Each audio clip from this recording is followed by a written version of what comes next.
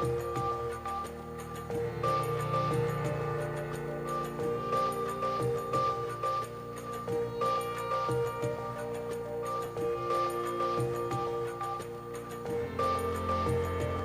Commission to order. Thanks for joining us tonight. Just a quick announcement before we start. A note that this meeting is available to be attended in person and via the Zoom platform. In an effort to ensure citizen engagement and comply with open meeting law regulations, citizens are able to dial into the meeting using the phone number 929-205-6099 and then entering the meeting number 834-4563-9859, or you can access the meeting through the Zoom application. And again, the same meeting number, 834-4563-9859. We welcome any and all comments in person on Zoom. Same goes for applicants and owners. Happy to have you either in person or Zoom, whichever is convenient. And I think without further ado, we'll jump into things. Before starting with the public hearings this evening, just going to take a quick roll of the commissioners who are present in chambers. Michael Ryan. Jeff Milne. Meg Hagan. Jeff Livingstone. Dick Johnson. Great. So it looks like we're just missing Mark tonight. Yes. Awesome. And just one last PSA before starting. I think anyone who has looked at the agenda will see that we are quite full tonight. And the same will be true for our upcoming hearing, where I think, Brika, was it that we have probably 10 public hearings for our next meeting? So just by way of saying, and this is mainly directed at applicants, we appreciate your patience. We, and by we, I mean Brika and Jonathan and the team at Beta, who are our peer reviewers. We are quite busy, and so appreciate all of the applicants' patience and bearing with us on these matters that we are going to be moving with them as quickly as we can, but while also taking the time that they need and deserve. To that point, we are asking applicants to be extra communicative. If you would like a continuance, if we have a question out to you, as much cooperation and communication as possible is much appreciated, and that will help facilitate moving through these as quickly as we can. What am I missing, Brika? Anything else? No, I think that sounds good. So help us help you. If Brika has a question after you, please follow up, and then we will be able to move your application along. We do have a standing policy of trying to review matters that come in, even if they come in less than a week prior to our hearing. If we're able to do so, for the near term, it's probably unlikely that we are going to be looking at anything that comes in less than a week before the scheduled hearing. So just so that folks are aware. So without further ado, our first public hearing for tonight is a continuation of the Spruce Pond Aquatic Management Program. Is anyone with Spruce Pond with us this evening? Could you come up to the mic, please, and introduce yourself, and also Can I sign in? sit or stand, or what would you prefer? Whatever's most comfortable for you. I can read my papers. Okay. So, hello, I'm Sean McCarthy. I work for Solitude Lake Management. We take care of about probably close to 400 lakes here in Massachusetts, and probably 1,000 across all of New England, often controlling weeds, doing hydro raking, doing a bunch of other things to just kind of maintain the waterway in usable format and controlling aggressive weed growth. So Spruce Pond Village Association approached us. We actually had worked with them before, back in 2019, I think, possibly before that. So we have an ongoing relationship with them, seeking approval to continue the aquatic management program at Spruce Pond. We've been working with them for at least 4 years, like I said, and the ongoing objective of the management program is to control growth of nuisance and non-native aquatic plant species that are growing there, in particular a variable milfoil, which can be very aggressive and fill your whole pond if you let it. Purple loosestrife, nuisance filamentous algae, and there's a few lily pads, lilies here and there. So we really want to improve and maintain the open water habitat at Spruce Pond, maintain the water quality, promote growth of less pervasive native plants, and to provide safe recreational access to the pond, which sometimes can be inhibited by aggressive weed growth. And we believe the restoration can best be achieved through regular monitoring and the use of herbicides that are registered through US EPA, Massachusetts DAR, the herbicides and the algicides in that case. So we propose a project and have filed it as an ecological restoration limited project under 310 CMR 10-53, paragraph 4. That is pretty much the standard for restoring any sort of waterway that's been invaded by plant growth.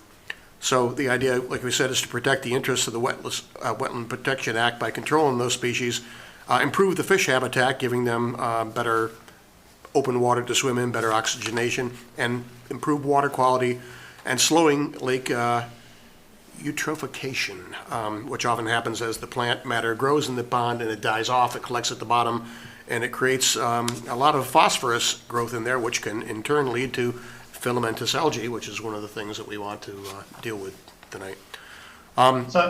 And I'm sorry, can I? Sure, can I sure. just I've cut got, you I off mean, I can make this as long or as short as you want because I figured you might want some details, but please. No, I appreciate it, and I think we had opened this hearing several weeks ago, and I think wanted to raise a handful of outstanding questions and unresolved items. Sure. On your notice of intent, and I think we had previously raised those and they had not yet been addressed. Okay. So wanted to see, Preeka, if you could quickly run through kind of the current status of what we'd be looking for to be addressed. Sure. So Sean, I just want to let you know that Beta did complete their review and I sent it over. Got a Okay, copy so of it here, yes. we would be looking for a formal response to that. And then in addition to their peer review, I just had a handful of questions. So for example, ecological restoration goals under 310 CMR 10.121A. Those need to be quantified in your NOI. They're not exactly quantified yet. Event sequence is required under 310 CMR 10.12.1C to the best extent practicable. I realize you're working, with site conditions and those change. For example, this can also mirror the time of year restrictions required under 310 CMR 10.11.3. Additionally, work is proposed at a perennial stream crossing, which is town-owned. Stream crossing information required under 310 CMR 10.12.1M and N. Unfortunately, Derek Adams, our stormwater super, has yet to be contacted regarding the work around the culvert, so you'll want to make sure that you coordinate with him. I actually can address that right now, or do you want to go through the full list first? Go for it. I would consider that treatment. You can see the little up on the map, the little kind of a small spot up against King Street there. I would call that an artifact of what we did back in 2019. That does not necessarily need to be treated again. The condo association did not ask us for that, and this time I'm happy to drop that if that's going to help us get the project through. Whatever you're proposing to do should be in your final proposal. Okay. So if you're not looking to treat that area, then that needs to be removed. If you are looking to treat that area, it needs to be included. Okay. So continuing on, time of year restrictions are required under 310 CMR 10.11.3. Additionally, an alternatives analysis to the chemicals used in the treatment should be included, including clarification on the glyphosate and treating in water. Per the label of glyphosate, it's not supposed to be within water. And the NOI states that it is. You're proposing to put it in water, so if you could clarify that, that'd be clarifying. Yeah, I was gonna say it's approved for that, so I don't know what I can send, but, I'll And find then something. additionally, Mass DEP has a comment that higher value wildlife habitat is achieved when there is less than 100% open water surface and at least 30% coverage of native aquatic plant species. Mm-hmm. For example, your American water lily. Mass DEP recommends that treatment be limited to areas where invasive non-native species are dominant. Typically, the Conservation Commission favors DEP comments, so I would include that in your proposal as well. I'm sorry, which comments were those? Those are DEP comments, so if you look at your DEP number issuance email that you should have received from Mass DEP, Yeah. you'll see comments from DEP in there. Yeah, I actually have the EPA comments in that case. I will look for the DEP ones. Perfect. I'm guessing they're probably similar, but the version I have that I found myself is EPA. So it sounds like we probably won't address each one of these tonight. I did try to write up answers to each one of your questions. I'm happy to read through them tonight if you want to take the time, but it sounds like since you need some additional information from me, such as the, DEP stuff and that, I don't want to sit here and read them off. I am happy to send you these text responses that I hope will address each one of those, if that works, or I can sit here and read through them. Which would you prefer? I think it would be best to respond just in writing to Beta's comments. Okay. And I think, and John, correct me if I'm wrong, but I think, typically you can send, a Word document and just intersperse responses to comments. But I think that's probably the most efficient way to do it, Sean. Happy to. You had mentioned on the chemical that is proposed to be used. I think, based on what is on the label of the chemical, I think we just want to understand whether you've considered alternatives, whether there are available alternatives, based on the fact that, the label, I think, indicates that it is not to be used in water. Right. So that's what we would be looking for there. And, the sooner you're able to get those comments and responses, the sooner Beta will be able to take a look. Okay. And understand that, the folks at Spruce Pond would like this to be Sure. to be moving forward. So Yeah, I'm happy to do this- that. I mean, in some of the cases, like, saying that removing, X amount of vegetation, well, in reality, what we want is the native vegetation to grow back. So in some cases, we will have to remove the invasive vegetation like milfoil, which just spawns like crazy, to give the native stuff room to grow back, So the goal is to have 30% or more of native species there, but they're not going to get there until we get the other stuff out of there. It's like getting rid of the weeds in order to grow grass. Best I could say it. Glyphosate, I'm confused by that one statement that it's not usable in water. It is sold by companies like CPRO as an aqua chemical that you can use, and we use it, in thousands of ponds across the country. So I'm not sure if you were looking at the wrong label or an old label or what exactly on that, but I will have to check into that to see what that references exactly. I got that from town staff that are certified for pesticide use. So it could have been a communication breakdown. I want to go back, though, to your comment about the 30%. If you have quantifiable data, that needs to be included in the permit. So spell it out very clearly, as you would, let's say I'm in elementary school, that this is what we are looking to do, this is the reason why. So it's your who, what, where, how, why. You are essentially telling a story for what you want to do, why it's important, and what your goals and outcome are. Understood. That's Okay. what the NOI is deficient in. Yeah. Now, I have never done personally those studies. I'm going to have to go look for studies that are highly quantifiable. There are some that have, qualitative information that seems legitimate, believable. I'll see what else I can find that has, more data quantity in it to meet your needs. Thanks, Sean. Yeah. All right. Do any other commissioners have questions or comments? I have just a question. Sure. So this is essentially a repeat, right? Repeat NOI for the It one that is- was done previous, right? Or no? Yes and no. Yeah. Thank you, Because Jeff. that's confusing me. you. There's all this feedback, but yet I thought this was like a repeat. So. It is and it isn't. There was so their permit expired, and there was unpermitted herbicide application last fall. Understood. So it is also an after-the-fact, thank you for bringing that up. Yes. You'll want to include some language that this is an after-the-fact NOI filing for the unpermitted use last fall. So yes, it is a repeat, for sure. Regardless, the NOI is still deficient per regulations. Well, So so typically in a situation, and I can't speak for the applicant, but typically one would go back to the original NOI filing and use that as effectively a template upon which to base your new one if you're basically Sure. repeating. Yep. So was the original one deficient in all these I different things? was told that they had lost the original NOI. I had to send it over. I know there was some business shifting within SLM, so I think maybe there were That's very files. odd. Okay. Yes. I didn't read too much into it, Jeff. I've just gone through all this work. I know. Yeah. Why don't you I just know. use that work as a basis? Well, That's silly. I would agree, and first of all, my apologies that a treatment did take place last fall. Coming out of COVID, we had a lot of new people, and that was a mistake we made on our end, so my apologies when treatment happened outside of the window when it should have. We are sorry about that. What else can I say? I'm very sorry about that. Promise it won't happen again. So we are looking to reinstate, the permissions that we had, the order of conditions, and, filing this new NOI was part of that. What we haven't had to face before was the third-party review. Always happy to deal with that. Sometimes they get into the weeds more than you would personally, and that makes us go find new data, et cetera. And, for one thing, when they did ask, and I'll say this now, and it's also in the text response that I will send, they asked for a survey of all plants and animals in the area.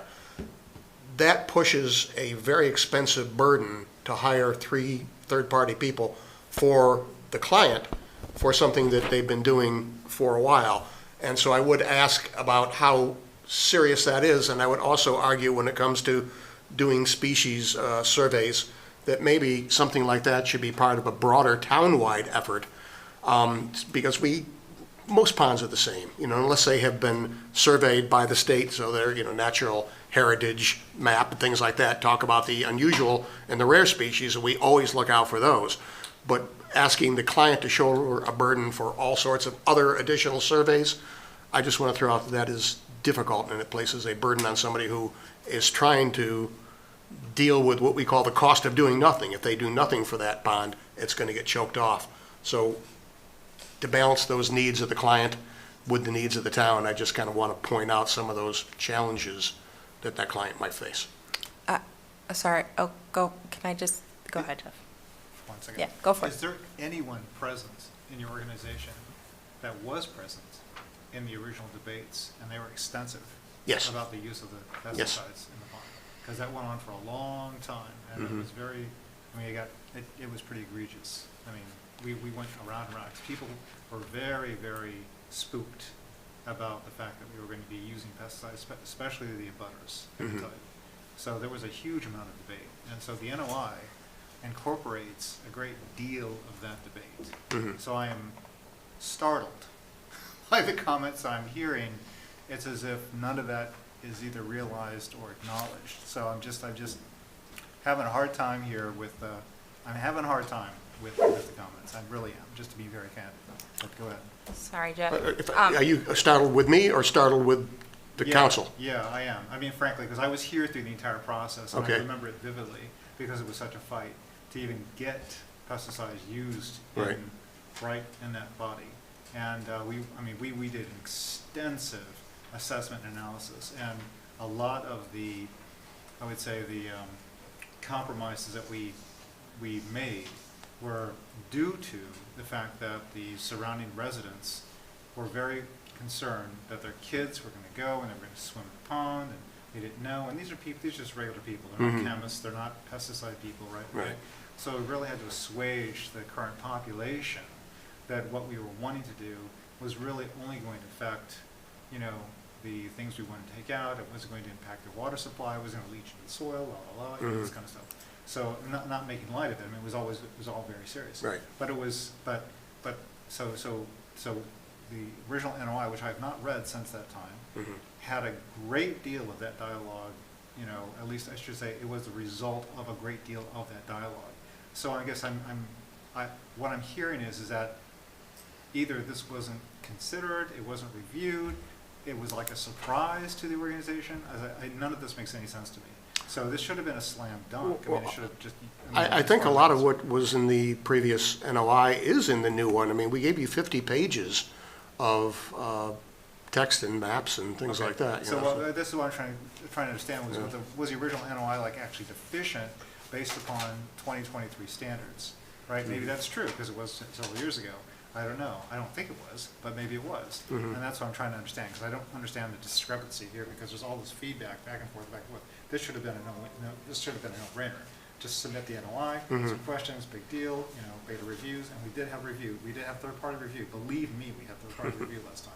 So that's not something that's new. Believe me, okay? So I'm just like, what?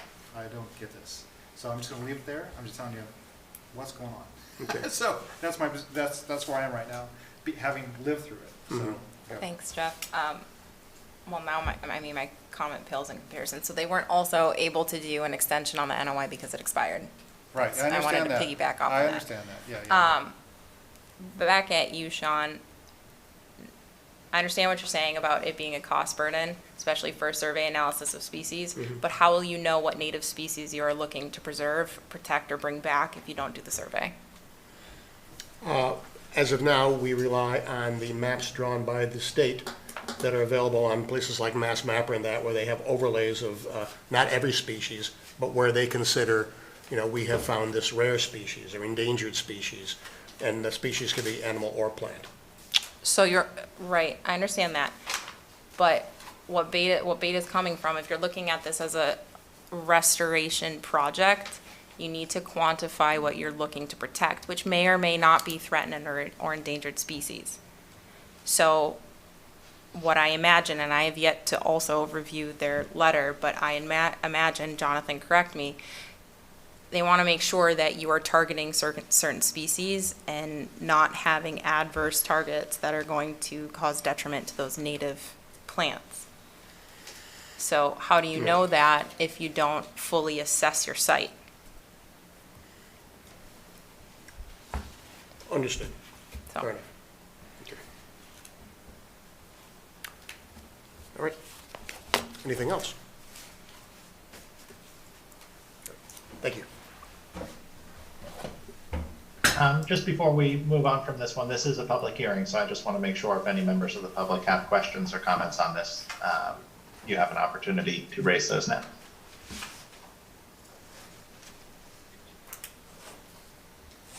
Anything in chambers? No, sir? Okay. Richard, can I have a motion to continue this to June 1st, please? June 1st. I'd like to give you a motion to continue the NOI for Spruce Pond Aquatic Management Program to June 1st. Okay. Second. Thanks, Mike. Jeff, how do you vote? Approve, yeah, extension. Meg? I vote to continue.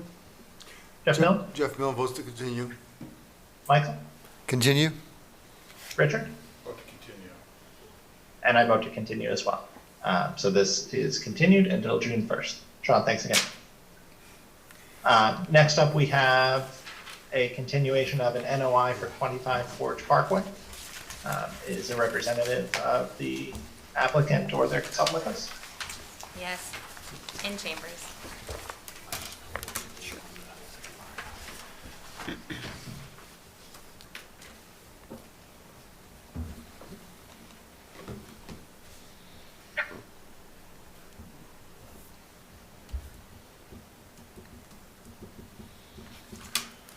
Thank you. I apologize for the delay. Phil Cordero from Allen and Major Associates here representing the applicant. It's been a few weeks since we've been in front of the commission on the application for the addition of 25 Forge Parkway. The last time we were together, I believe we left with two outstanding issues, loose outstanding issues. One was coordination of some replanting through your conservation agent to make sure we were selecting the proper species to be installed in the environment in which they're going to reside within. And the other is your consultant from Beta working with his compatriot for Beta in the planning department. We had one unresolved comment relative to our stormwater management system in terms of the infiltration rate used below our subsurface field. At this point, as we're here today, this evening, that comment has been resolved. Beta has issued a letter. It technically goes through the planning department because it's the Beta group peer review for the planning site plan review, but it is in the files. Hopefully it was made available to you through your agent where they've signed off on it. So assuming your agent is comfortable with the plants as proposed through our landscape architect, I'm hoping we can maybe close out the hearing this evening if there's no further comments or questions. Great. Thank you, Bill. Rika, are I you comfortable? am, yes, very much so. Would you like to read or want me to read my list? Put it on the record. Sure. All right. Thank you. Recommend approval of special conditions 20, 21, 22, 23, 24, 25, 26, 27, 28, 29, 30, 31, 33, 34, 35, 36, 37, 38, 39, 40, 41, 42, 43, 44, 46, 47, 48, 49, 50, and 51. I know those sound like a lot, but they're just standard construction special conditions. I'm going to take her word for it that it's not particularly onerous or, but, No, It they is are. not. okay, It's, thank you. yep. Before we take a vote on anything, I just wanted to see if any members of the commission have any final questions or comments on this one.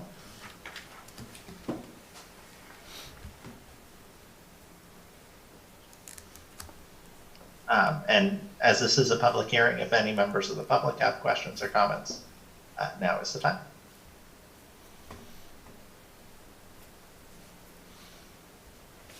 Any takers? Nope. Oh, okay. Meg, can I have a motion to close the public hearing, and then we'll vote on the motion? Yep, I will give you a motion to close the public hearing for the NOI for 25 Forge Parkway. Second? Great, thank you. Richard, how do you vote? Vote to approve. With the special. Oh, we're just voting to close for now. Oh, It's already closed, that's right, yeah. ahead. Oh, sorry, yeah, vote to close. And vote to close. Vote to close. Vote to close. And I vote to close as well. So the public hearing is closed, and now can I have a motion to approve, subject to the special conditions as stated? Yeah, I'll give you a motion to approve the NOI for 25 Forge Parkway for the special conditions as stated by Bricolai. Second. Okay. Richard, how do you vote? I vote to approve. Jeff? Approve. Meg? Vote to approve. Vote Jeff? to approve. And Michael? Vote to approve. Great. I vote to approve as well. Phil, thanks very much. Thank you very much. Have a good night. Thank you. Thanks. Thank you. Rika, we used to have a table of special conditions, like a number, this, and we sometimes hand them out to people just so they could look them up. It's a good idea. Yeah, We had some place Yeah. around, we have it. I With mean, I an have Excel- one Like an Excel at my file. desk, yeah. Okay. No, that's a good idea to bring it Just one to so hand they it can to- see hand it, it to yeah. them. Well, this way, I mean, they're surprised, right? It's more interesting. No, we don't like surprising. As a consultant, Pat, I always appreciated it when the agent would let me know the special Yeah. conditions ahead of time. We've worked very, very hard not to surprise applicants or citizens. I joke. I know, I I know. know. I'm just saying that because, but verify situation. no, no. I would not lead you astray. Yeah. That's not how Concom used to work, but it does now. So we're very careful and protective about the way it works now. Yes, we are. Next up, we have an ANRAD for 1 Paddock Lane. Understand that the applicant here has requested a continuance. That is correct. Yes. Just wanted to confirm before we do so, if any members of the commission or any members of the public have any questions or comments. Just, Bricolai, did you guys go up for the site visit yet there or no? Okay. No. the applicant requested a cancellation and recently reached out and said they're still trying to figure out a schedule. So Okay. Jonathan and I are bench until then. Thank you. Yep. Michael, can I have a motion to continue the ANRAD? Yes, I'll give you a motion to continue the ANRAD for 1 Paddock Lane to June 1st at 7:02. Second. Richard, how do you vote? Vote to continue. Jeff? Vote to continue. Meg? Vote to continue. Jeff? Vote to continue. Mike? Vote to continue. And I vote to continue as well. So the ANRAD for 1 Paddock Lane is continued to June 1st.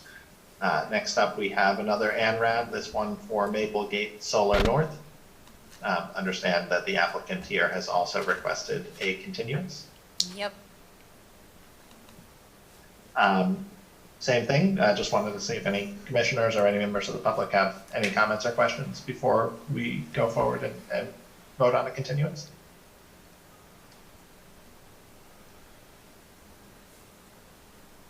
Has anything Hearing been, none? has anything No, been done anything? since the last meeting? They paid their peer review check last Friday, Okay. so that is where, Great. that is where beta is. Sounds good. Thank Yeah. you. Yep. Nothing This else. one's gonna, this is gonna take a little time. We've suggested to the applicant that this is, likely to be over the course of a few weeks of hearings and given the size of the site, just confirming the delineation is going to be a bit of a task. It'll take beta several days to review it in full, and until June 7th, I am stuck at my desk, so. Can I just ask a question on pervious versus impervious on a golf course? Yep. Because that was one of the things that they talked about in the last, and I was just sort of thinking about it after the fact of, 3 acres of impervious surface was going to be converted to a native meadow. Are they talking like the parking lot where it's a dirt parking lot? Is that considered impervious because cars have compacted it enough, even though it's not paved?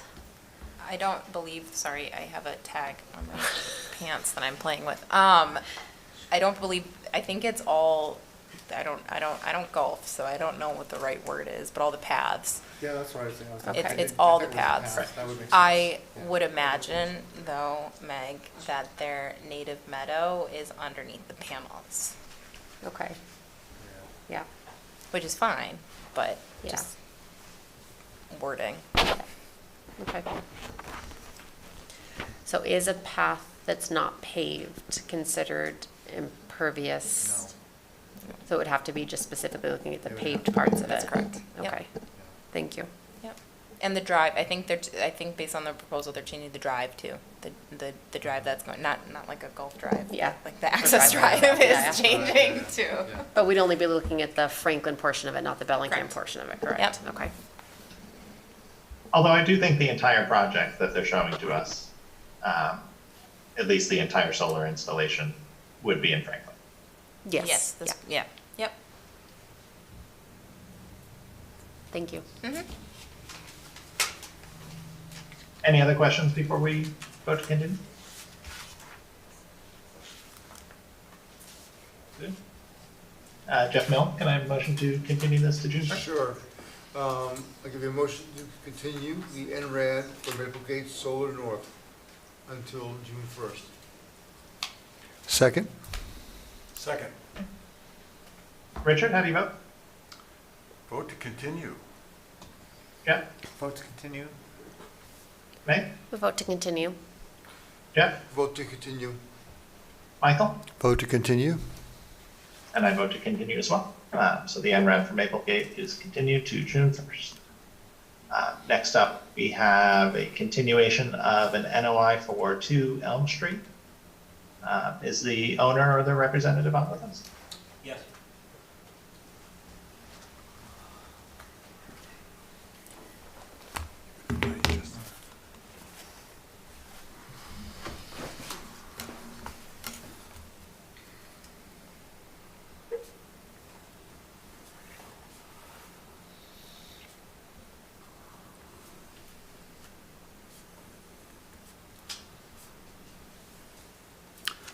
Good evening, Robert Valuzzi, 2 Elm Street.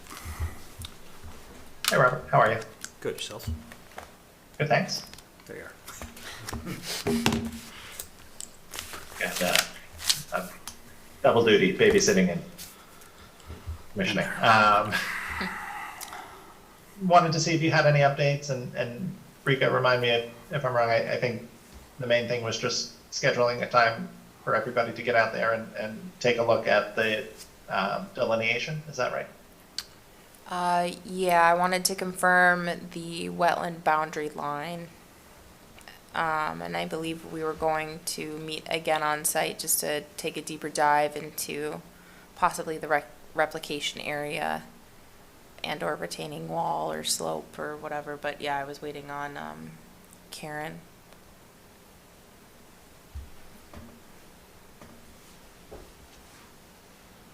So, Robert, I think, I think we're at a point where we just can't have, substantive conversations without having a better sense of where the wetland line is. And then, can talk through kind of what are the different options. And I think one, we've talked about pushing back the slope and putting in a retaining wall. And I think, depending on where the wetland line is, the question for us or for me would be kind of looking at what's the feasibility of that for you, and then also looking at potential wetland replication elsewhere on your property. Yep. I was unaware that anyone was planning on coming out. You're more than welcome. My understanding is any more than 2 of you at the same time as a public meeting, so you can't do it in mass. Has to be 4? Four Okay. makes a public. Okay, so, I It- mean, 3 of us can It, come. yeah, just to clarify, my understanding was it was not with the commission, it was between Karen and I. Okay. So she was going to pull back some of the fill, just at the toe of slope, not the whole slope, just to really figure out between wetland flag 5 and wetland flag 3, where that boundary is. okay. So, and I hadn't heard anything yet, sorry. Rika. Yeah, so oh, go ahead. So, you're thinking that perhaps that fill covered some wetlands up, and that, how are we gonna determine that? Soils, Soils. well, Yes, you're gonna go below the fill. yes. Yeah. So Yeah. underneath, right at the toe of slope, where the rocks, the fill is, just hang with me. I know it sounds like a lot, but it's not. Already, there's iron concentrations.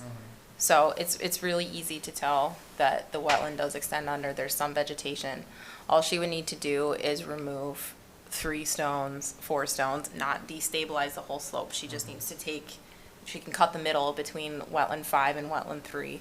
I poked a hole there, just for what it's worth. And thank you, Tyler, and look at those soils. I think the way that I would recommend that we look at this is finding that boundary first, putting on hold the 25-foot no touch, finding that boundary, extrapolating the buffer zone out, and then talking about replication on the west. Wait, north is not up on this. Whatever, the left-hand side of his property.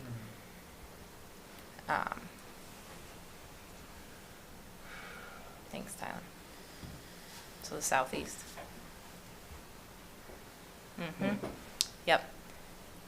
But we need to know where that boundary is, and it's not playing hardball. DEP needs to know where that boundary is.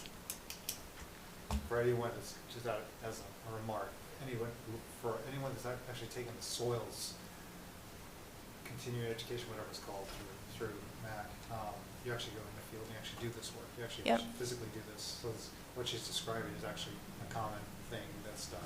Yep.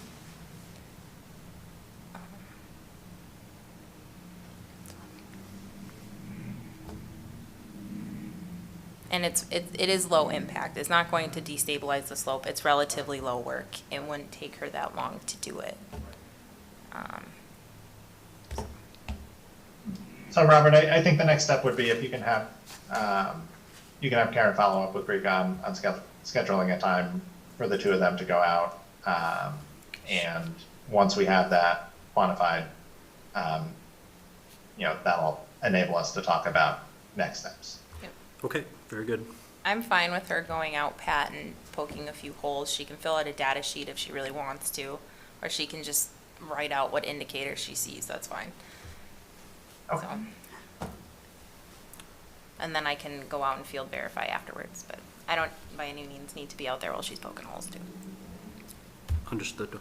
I don't like someone looking over my shoulder, so.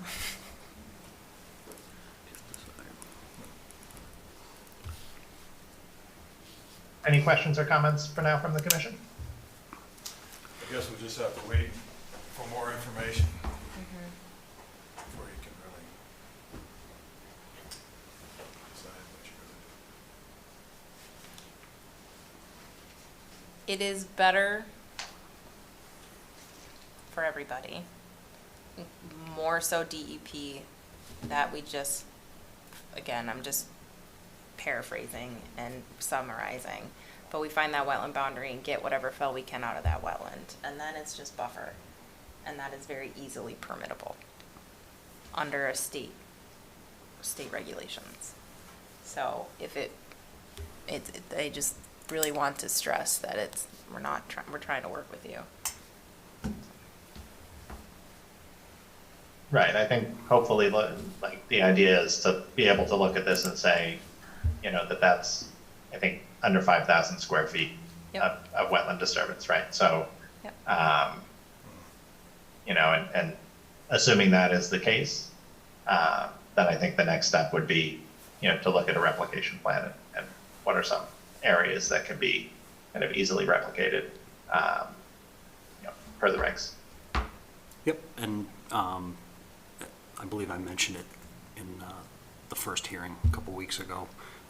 Essentially, the back third or quarter of my property, I have no intention to use, and I'm completely willing, in addition to whatever we do with the slope, to use that to replicate, which also borders wetland continuing around. It's just not demarcated there because it doesn't affect the work, so to speak.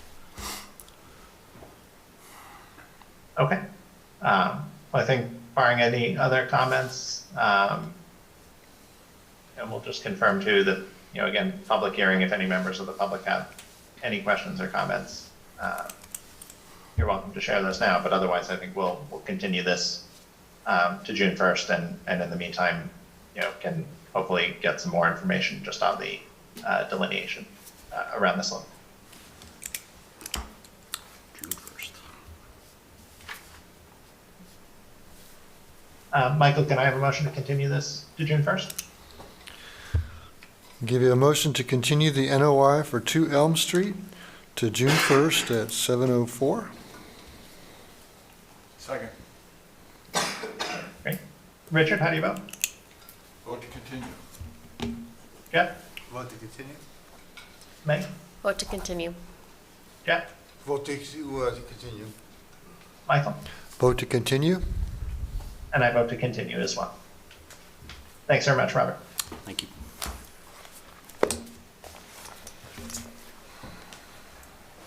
Next up, we have an RDA for the Grove Street Well 6. This is the first public hearing, so we'll formally open the public hearing for this one. And Doug, did I see you back there? I'm here. How are you? Good. Hold on, just writing my name down. Good evening, Doug Martin, Town of Franklin Water and Sewer Superintendent. Thanks for having me. The first thing that I'm on the agenda for is for Well 6, which is our part of our Grove Street water treatment plant facility. Just pulled up a map. So if you know where the SNEP parking trail is for off Grove Street, if you take that all the way down past our fence, you'll end up at our Well 6 well field. In that well field, we have 6 wellheads. I think might be some pictures in your packet. beautiful out there. It is a very, very nice area. Yeah, so you can see a couple right there. There's one. Maybe go to the next folder or picture. Yeah, right. Stay there. So that's pretty much, that's typical of how they look down there. As you can tell from this picture and the others, there's a lot of dead trees surrounding the well field, which for the most part are not harming anything. But we have recently had some dead wood fall down and actually sever the electrical connection for one of those well fields, well heads. So what we're looking to do is just clear up all the dead limbs and trees that are, in possibly could, sever more electrical connections.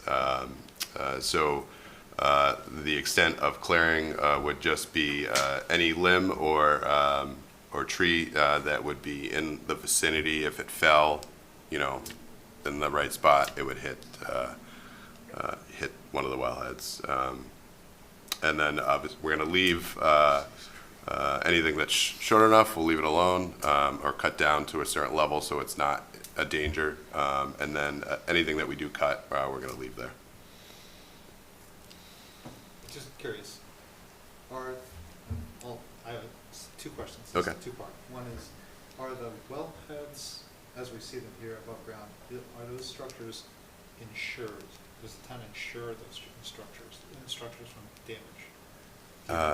I believe so. I guess they would be covered under our insurance policy, under like any other building per se. Okay, so the second question is, I'm curious because most commercial insurance policies like that have clauses that you have to take preventative measures to prevent, if you think there's something that potentially could harm or fall or damage them, like, big something's coming down. Yep. That you actually are.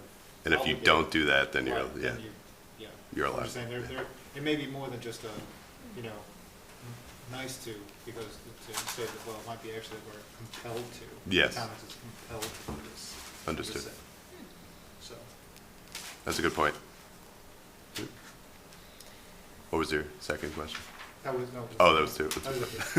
Yeah. Was it insured, and was it insured, and Gotcha. is there a, Yeah. is there some sort of, obligation on the part of the town to actually do something? Gotcha. Just out of curiosity, do you have any idea how much work is going to be needed? How many trees will be affected? Brigalai, you went down there with went down Jake. there. I know I want to say at least 6. there was, 6 or 7. We're not talking like 20, we're talking. No. Yeah. Yeah, no, And they're it's conservative. all access will be from the upland area where all the wellheads are, all done by a bucket truck and handwork. I'm just curious, is the area surrounded by like a fence or something to keep people out and messing with the well? So our fence is what you can see out on Grove Street by the Snet Trail. Otherwise, there's a lot of people that walk down there. There's a fence to the well field too, right at this, isn't there? There's a Or do we walk fence around around it? our buildings, if you see on that picture right there. Okay, yeah. Yeah, right around these buildings is a fence, because obviously there's a generator, and that's all upland from the well field. I see. But around the well field itself, no. Okay. Okay. But all the wells are locked, so all the electrical connections are locked. Okay. Yeah. So Brika, you're recommending a negative determination on this one? Yes, this is, even though, so it's not technically, it is and it isn't. It's not exempt on the WPA, but it is exempt under state chapter. Or I would consider it exempt anyways under state chapter. But I would ask the commission, request the commission that they do a negative determination, considering this is very negligible impacts. It's all above ground. It's all above water. They're being conservative with it, and it's in the interest of the town and public health and safety. Agreed. I'm comfortable with that approach. Any other questions or comments from the commission?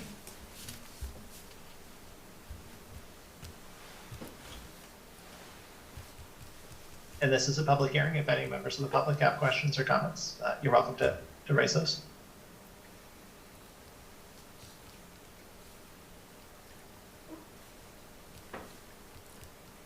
Well, I guess hearing none, we'll go ahead and close the public hearing first, and then we'll take a motion to approve the negative determination of applicability, and negative being a positive in this case, that we're saying that the Wetland Protection Act is not applicable to the contemplated work. Jeff Livingstone, can I have a motion to close the public hearing? So moved? Second. Great. Richard, how do you vote? I vote to approve with a note to close. Jeff? Close. Meg? Vote to close. Jeff? Vote to close. Michael? Vote to close? And I vote to close as well. Now, Jeff, can I have a motion to approve the negative determination? Approve the negative determination for the Fisher Street Water Treatment Plant with a negative determination. Second. Richard? Vote to approve with a negative determination. Jeff? Likewise. Meg? Vote to approve the negative determination. Jeff? Vote to approve. Michael? Approve the negative determination? And I vote to approve as well. So a negative determination is issued for the RDA on Grove Street, well 6. Thank you. Thanks, Doug. So the next public hearing is an RDA for the Fisher Street Water Treatment Plant pilot test. This is also the first public hearing for this one, so we'll formally open the hearing. Doug, are you up on this one as well? I am, yep. So again, Doug Martin, Water and Sewer Superintendent, Town of Franklin. At our Fisher Street treatment plant, we currently have a membrane treatment system that is on its way to becoming outdated. So we are in the process of looking at other treatment technologies. In order to do that and get an approval from the state, we have to do a pilot test.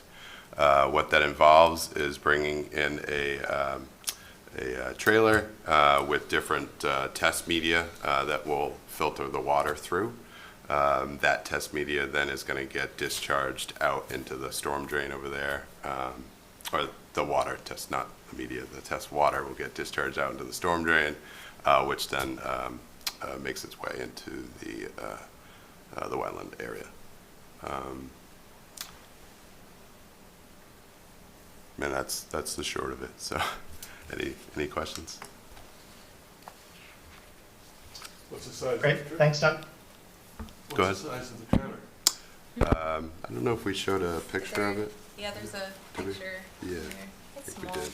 It's small. It's a two-wheel. Oh, Yeah. There There, it is. right there. So we had a similar. This exact company did the work for Grove Street back when they did the pilot work for that. And we're looking at, just so everyone knows too, we're looking at similar technology to what we did put in Grove Street. It's more energy efficient, easier maintenance. So getting rid of the membranes.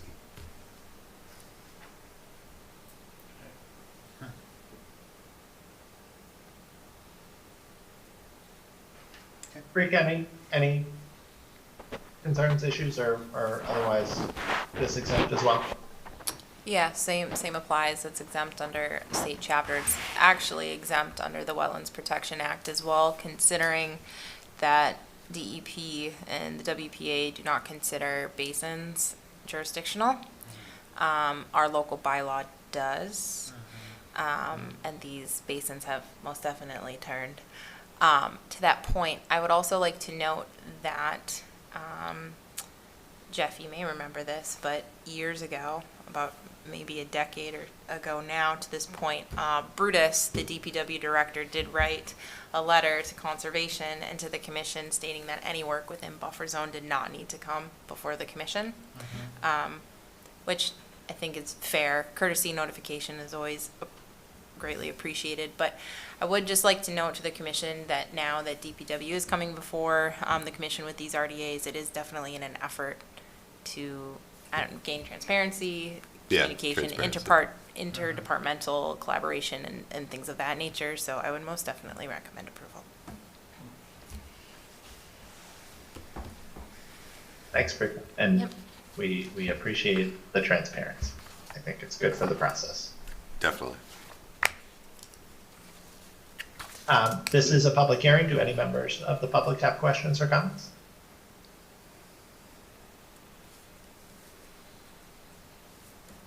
Okay, so again, we'll go and close the hearing first, and then we'll vote on the motion to approve the negative determination. Richard, can I have a motion to close the hearing? Motion to close the hearing for the Fisher Street Water Treatment Plant pilot test. Second? Right. Richard, how do you vote? Vote to close. Jeff? Vote to close? Meg? Vote to close. Vote Yeah. to close. Michael? Vote to close? And I vote to close as well. Richard, can I have a motion to approve the negative determination? Motion to approve the negative determination for the Fisher Street Water Treatment Plant pilot test. Second. Right. Richard, how do you vote? Vote to approve the negative determination. Jeff? Vote to approve, negative determination. Meg? Vote to approve with a negative determination. Jeff? Vote to approve negative determination. Michael? Vote to approve the negative determination. Okay. And I vote to approve as well. So a negative determination of applicability is issued for the Fisher Street Water Treatment Plant pilot test. Thanks again, Doug. Thank you. Thanks, Doug. Thanks, Doug. Yeah. So that concludes our public hearings for this evening. Next up, we have a few MBZAs. The first is for 6 Dwight Street. Is the owner or their representative on with us? Hi, I'm the owner. Hi, Lauren. How are you? Good, how are you? Thanks. Would you like to give us just an overview of what you're hoping to do here? Hoping to take out the multiflora rose invasive species and then plant some native species along the border of the wetlands, and then rip up the grass in between my house and the wetlands and put native species of plants there as well. Okay. Brika, have you been out there to take a look? I have. I would like to note to the commission that Lauren is also seeking a relief from the 25-foot no-touch zone so she can plant in it. I want to note that, well, one, conversion of lawn to not lawn is an exempt minor buffer zone activity. Similarly, the plantings of native plantings. To that point, going back to local bylaw, her lawn is her 25-foot no-touch zone. So it's already existing, disturbed, manicured. So I think this is definitely an increase. As Lauren mentioned, she'll be removing invasive multiflora rose. I know we had looked at the Phragmites, Lauren. You want to remove it, you can. It'll inevitably come back, unfortunately. She also would like to remove dandelions and clover, which I might add are non-native. So planting native species is better for all. Lauren, would you mind telling the commission how you plan to prepare your site? Sure. Well, I first want to start with just cutting down the multiflora rose bushes, and then starting with planting stuff right along the border, and then I would probably, once that's kind of been situated or in the plant have kind of taken root, I would probably next season rip up the lawn and then plants, because it's on a slope going towards the wetlands. My house is a little elevated, so I'm hoping to get the native plants like situated down at the border and then work my way up the slope to take the lawn out and replace with native grasses or other shorter native shrubs. I don't know if that answers the question. Yeah, no, that's Sounds it. like a lot of work. Yes. My dad and I are the ones, that's why it's gonna be a slow process. I'm not hiring anyone to do it, so.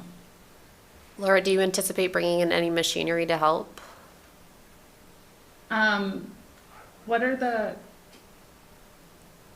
Rika, what are the things called that you would, like the little machines to Rototill? tear- Yeah, Okay. Rototill. They're probably gonna have to do that. like, Yeah, I would push, like, hand pushing ones. Yep. So we had talked about that, and I know tilling is never preferred long-term, but to rip up, you're right, Jeff, to rip up that lawn, to get native species established, to remove the root matter, she needs to be able to rototill at least 4 to 6 inches, to get all that up. She's trying to do a good thing. So She we're not is giving trying her to- slack on what she can Oh, do. that's exactly right. So, thankfully, thank you, Lauren, I was actually really impressed. She, included that if erosion controls are deemed necessary, she'll install something. I would ask the commission, to okay a silt fence instead of a biodegradable compost sock, because you're right.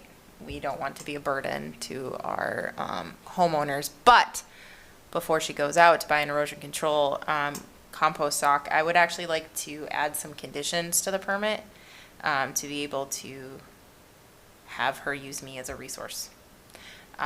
So Lauren, I would recommend an approval, but my conditions would be that you reach out to me prior to the removal of the vegetation, just in case something else grew, and we can really suss out maybe what you could remove, what you could leave, similar to what we did before. And then that you contact myself, the commission, you can just say Conservation Department, prior to rototilling the existing lawn to confirm if erosion and sedimentation controls are necessary. Similarly, I added 2 other conditions there. Lauren, when we are rototilling, especially close to wetland areas, we want to be mindful of, for example, turtle nests. You laugh, but it's important. I want you to take a picture. There you go. Turtle sweeps. That's what they're called. You sweep for turtles.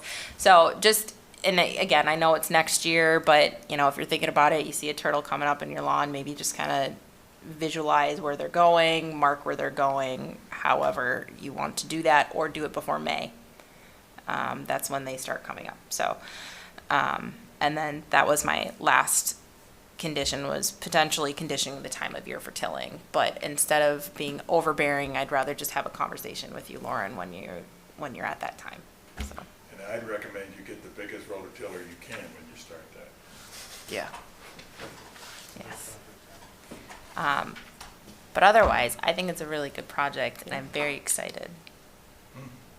Thank you, me too. Yeah.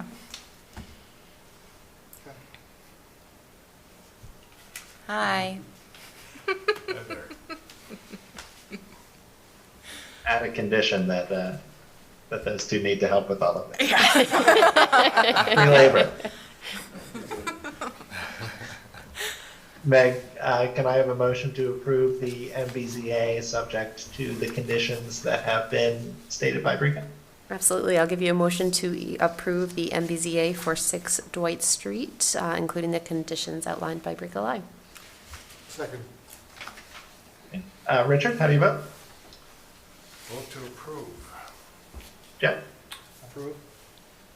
Meg? Vote to approve. Jeff? Vote to approve. Michael? Approved? And I vote to approve as well. Thanks very much, Lauren. Have a good night. Thanks, Lauren. Thanks.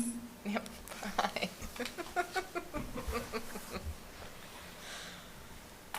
Next up, we have an MBZA for 23 Spruce Pond Road. Is the owner or their representative with us? Probably not. Oh, and this is just a, Yeah, it's this is a ratification. ratification. Okay. Can you give us just a quick summary? It's an of, in-kind replacement deck up to building code in the buffer zone in existing disturbed gravel. So. I 3 would- square feet of total Three- disturbance. three square feet. I think that's within the range for an MBZA. I think so, yeah. Yep. Jeff Livingstone, can I have a motion to ratify Brika's approval of the MBZA? I make a motion to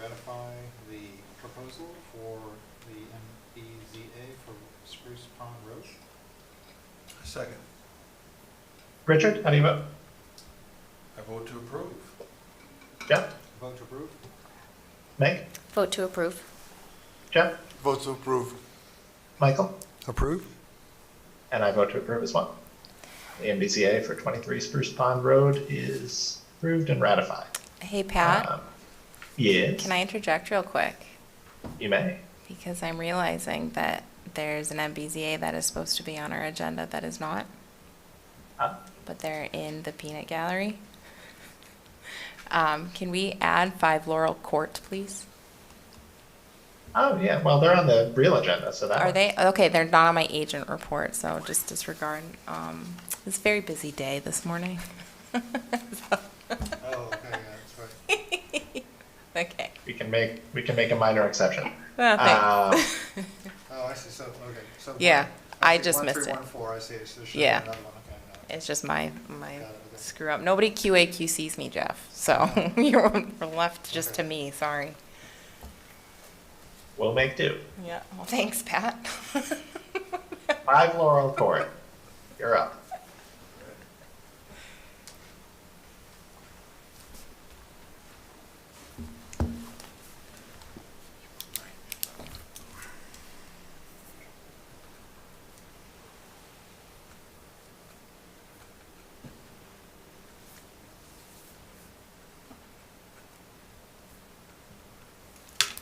Hi, my name is Paul Cunell. I'm the owner of 5 Laurel Court.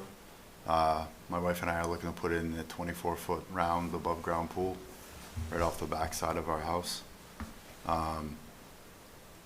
We are within the 100-foot buffer zone of the wetlands, but outside of the 50-foot zone of the wetlands, as kind of marked on that map, the 25-foot zone on the scaled PDF. We're about 17 foot off the house, and I think that's about the extent of the projects. It's about a 1-day construction of the pool. Took a few pictures of the wetlands and the surrounding property off the backside of our house there. Rika, were you able to go out there or I anything? was.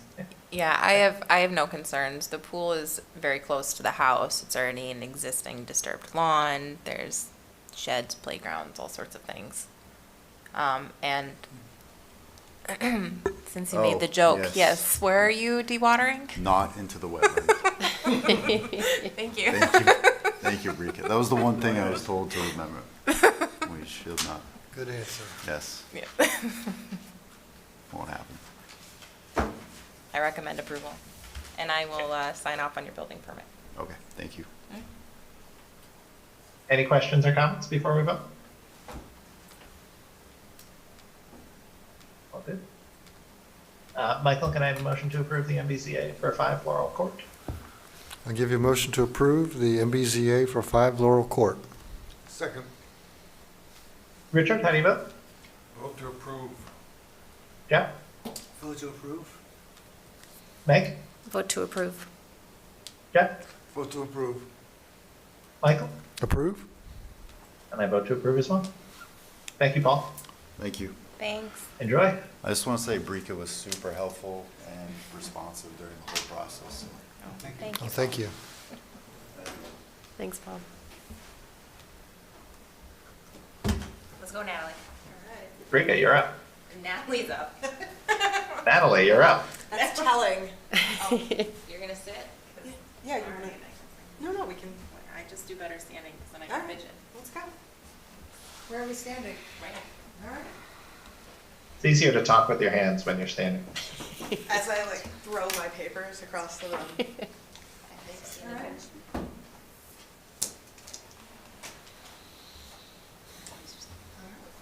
I am Natalie Regan Lampert. I'm the GIS specialist for the town of Franklin, and I'm here on behalf of the town of Franklin to present our minor buffer zone activity at the sculpture park on Panther Way.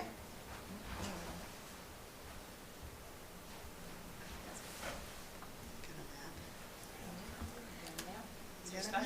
specialty. It is, in fact, literally my specialty.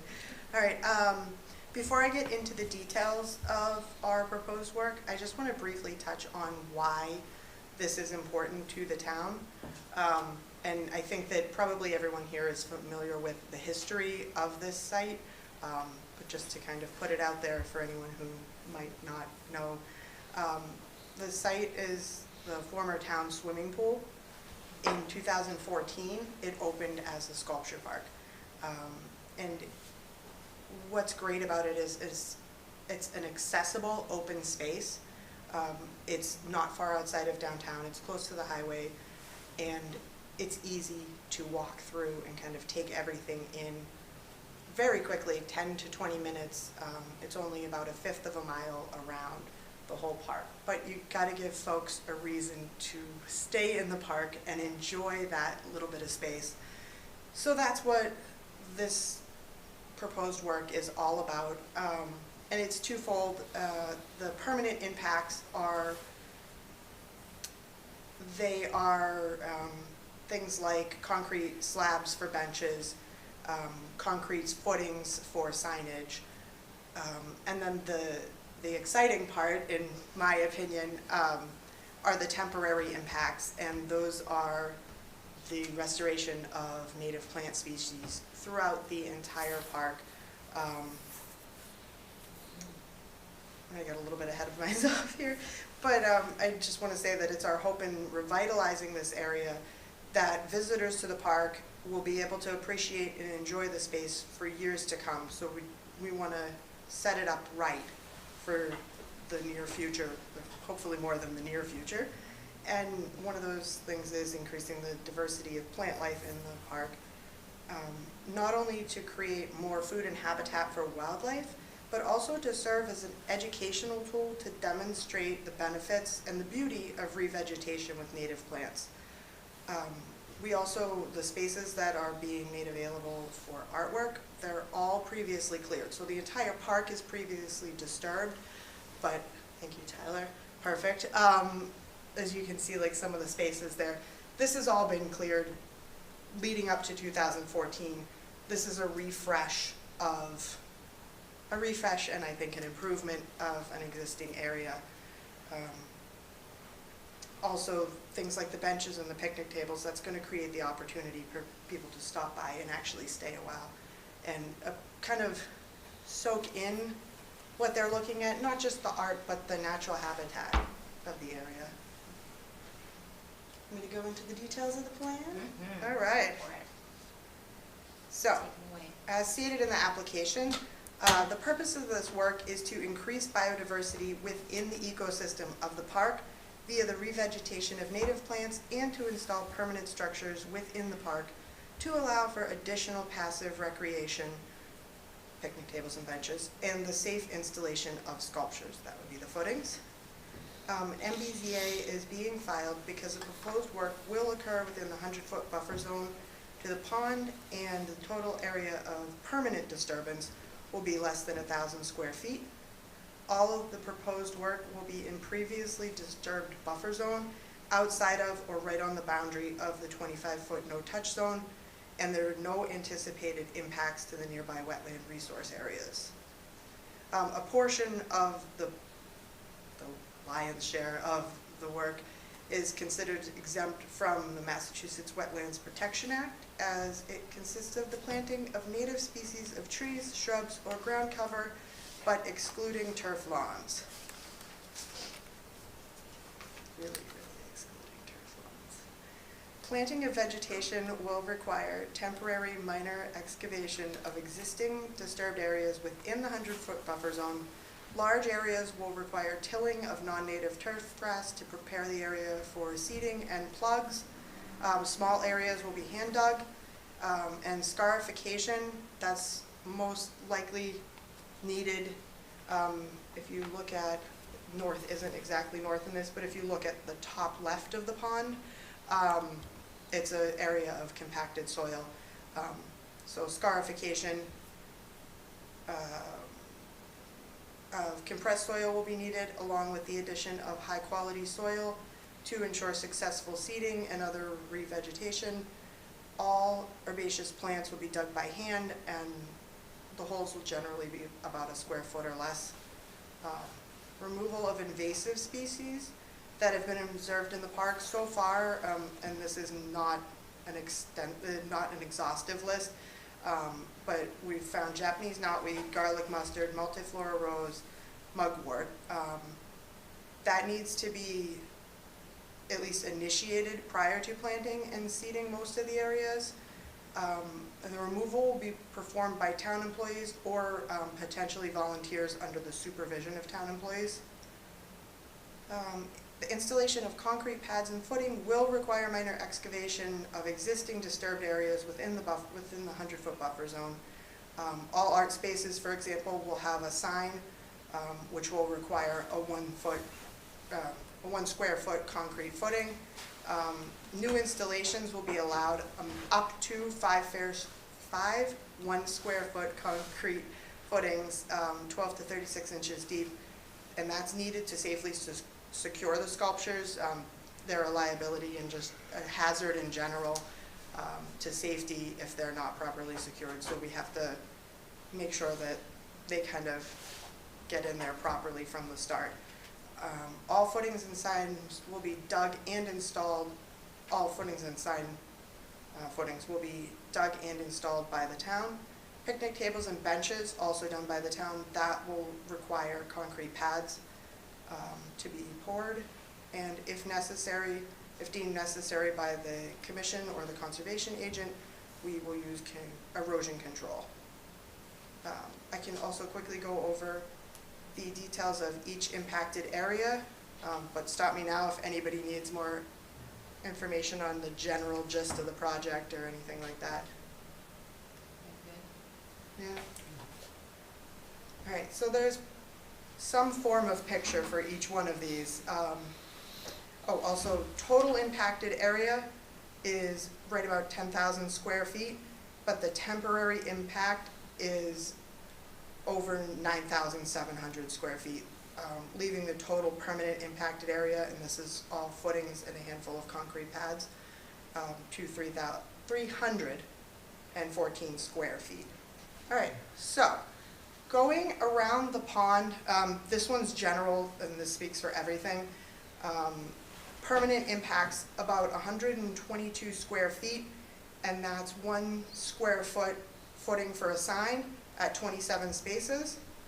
And actually, I want to clarify, some of these may fall just outside of the 100-foot buffer zone. I included it as a whole because it's one project to me, and I want to be just as respectful at the edge of the 100-foot buffer zone as I am within it. So 27 1 square foot footings, and then up to 5 1 square foot footings for sculptures at 19 of those spaces. So some of the spaces are already occupied, and they'll just be getting a sign. They will not be getting more concrete in the earth. For picnic tables, we're estimating up to 150 square feet. It's going to depend on the actual models chosen, how those need to be installed, and how many tables. And that's a large open area. It's kind of like wood chip right now. You can see there's one picnic table there that may need replaced. So you see where it says 2 to 3. We don't know if that one's coming or going. But that's the general area. Totally previously disturbed. Can I make a quick request when we Yes, look at picnic absolutely. tables? I know one of the big things we've been talking about in OSRP is accessibility, and that Sculpture Park is an accessible Yes. location for everybody. If it's within budget to get an accessible picnic table where someone with a wheelchair can actually Yeah, I pull up would to the love that. picnic I think table, that I'd love to at be least one should be. That's a great Yeah. idea. with the Write pad that that actually down goes when we're out to done. from the path to. Yeah, would we need to revise to add a little square footage for a path, or are there other materials that could be used? Okay.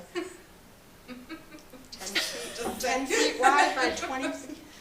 I don't know a lot about. Go up to the 1,000 square foot All right. limit, and then you can have with an MBZA and go less.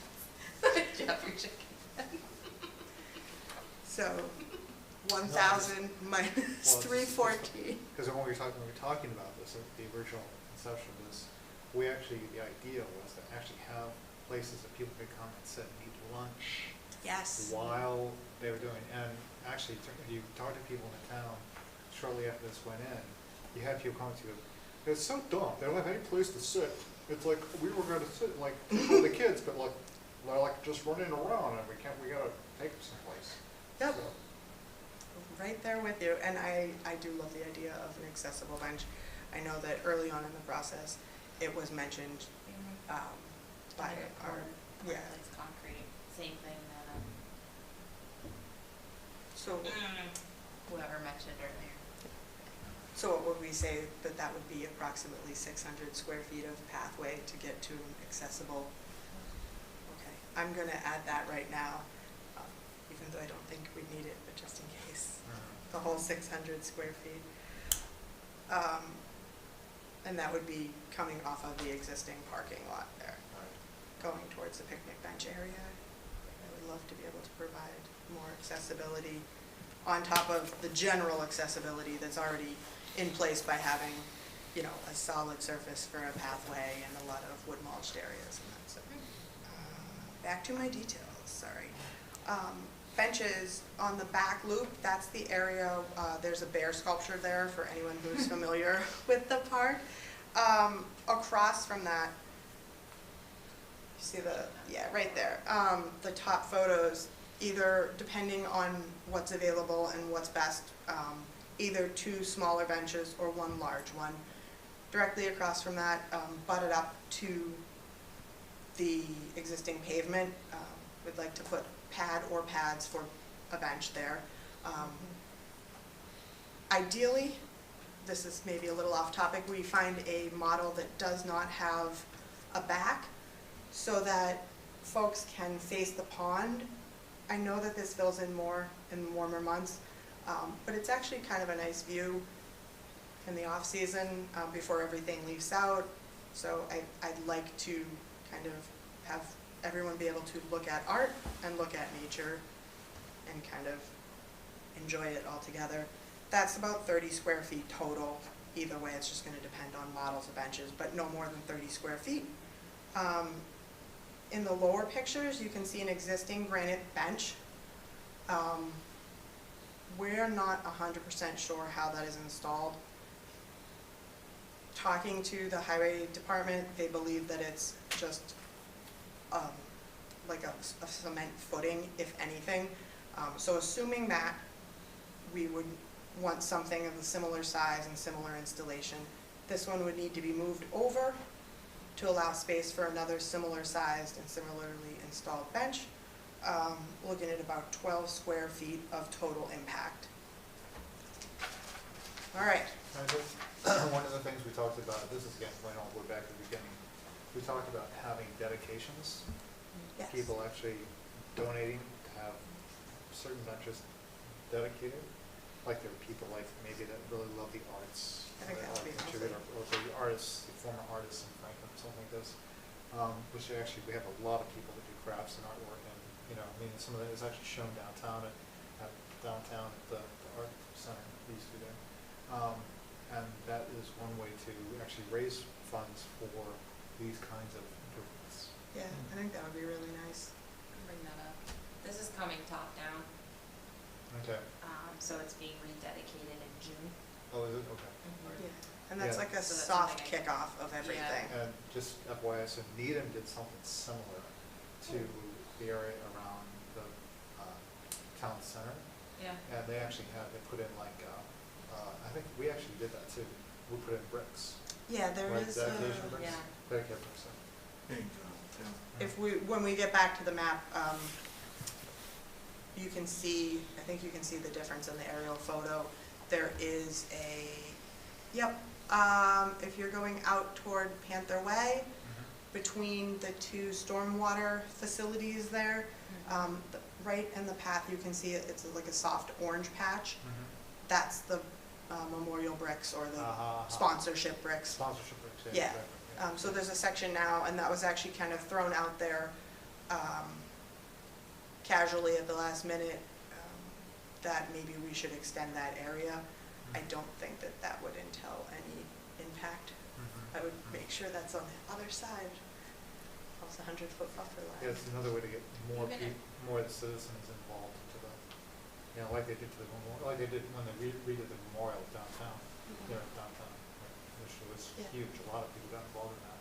And they had so much other things in place. Yeah. I'm gonna check out the Needham stuff that you mentioned too, because that sounds really cool. You can include it even in the 100-foot buffer. Oh, It's okay. trying to be gentle with my They're tough. plan to completely change everything. All right, so I also have details for our temporary impacts, and that's all of the removal and replanting, removal of invasives, sorry, and replanting of native vegetation. So there is, if we're looking at either the map or the pictures, either one is good, but these are kind of in order as you walk around the park. If you were to come in from Panther Way and head towards the back corner. So this is, the back end abuts the stream, so I'm calling this the stream planting area.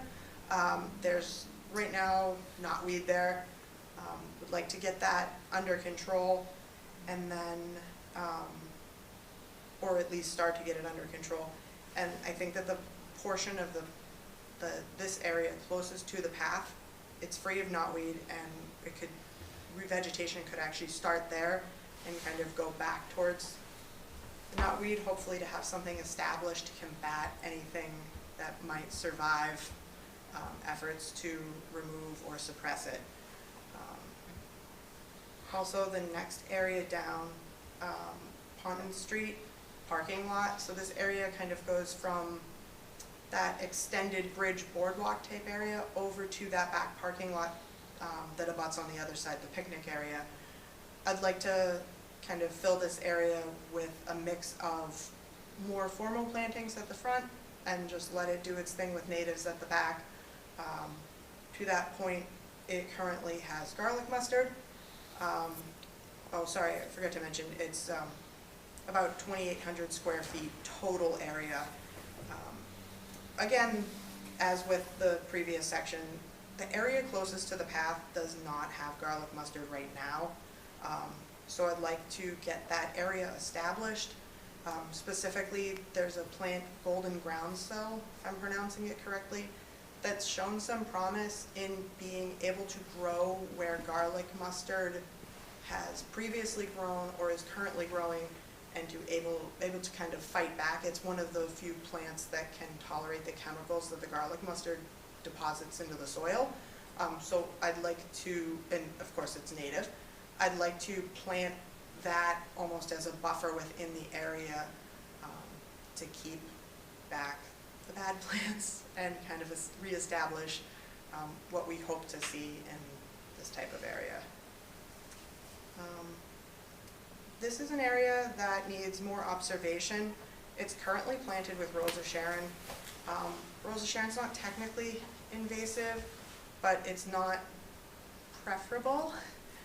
There are many other great options, so I'm going to take a little bit of a wait and see approach with this, but if possible, we would like to eventually remove the Rosa Sharon and anything else in there that has a tendency to be invasive, and replant with native shrubs and any kind of fitting other native herbaceous perennials. I do have a big plant list that I brought with me. It was not in the original submission, but I can pass that around and kind of get it in for the record too.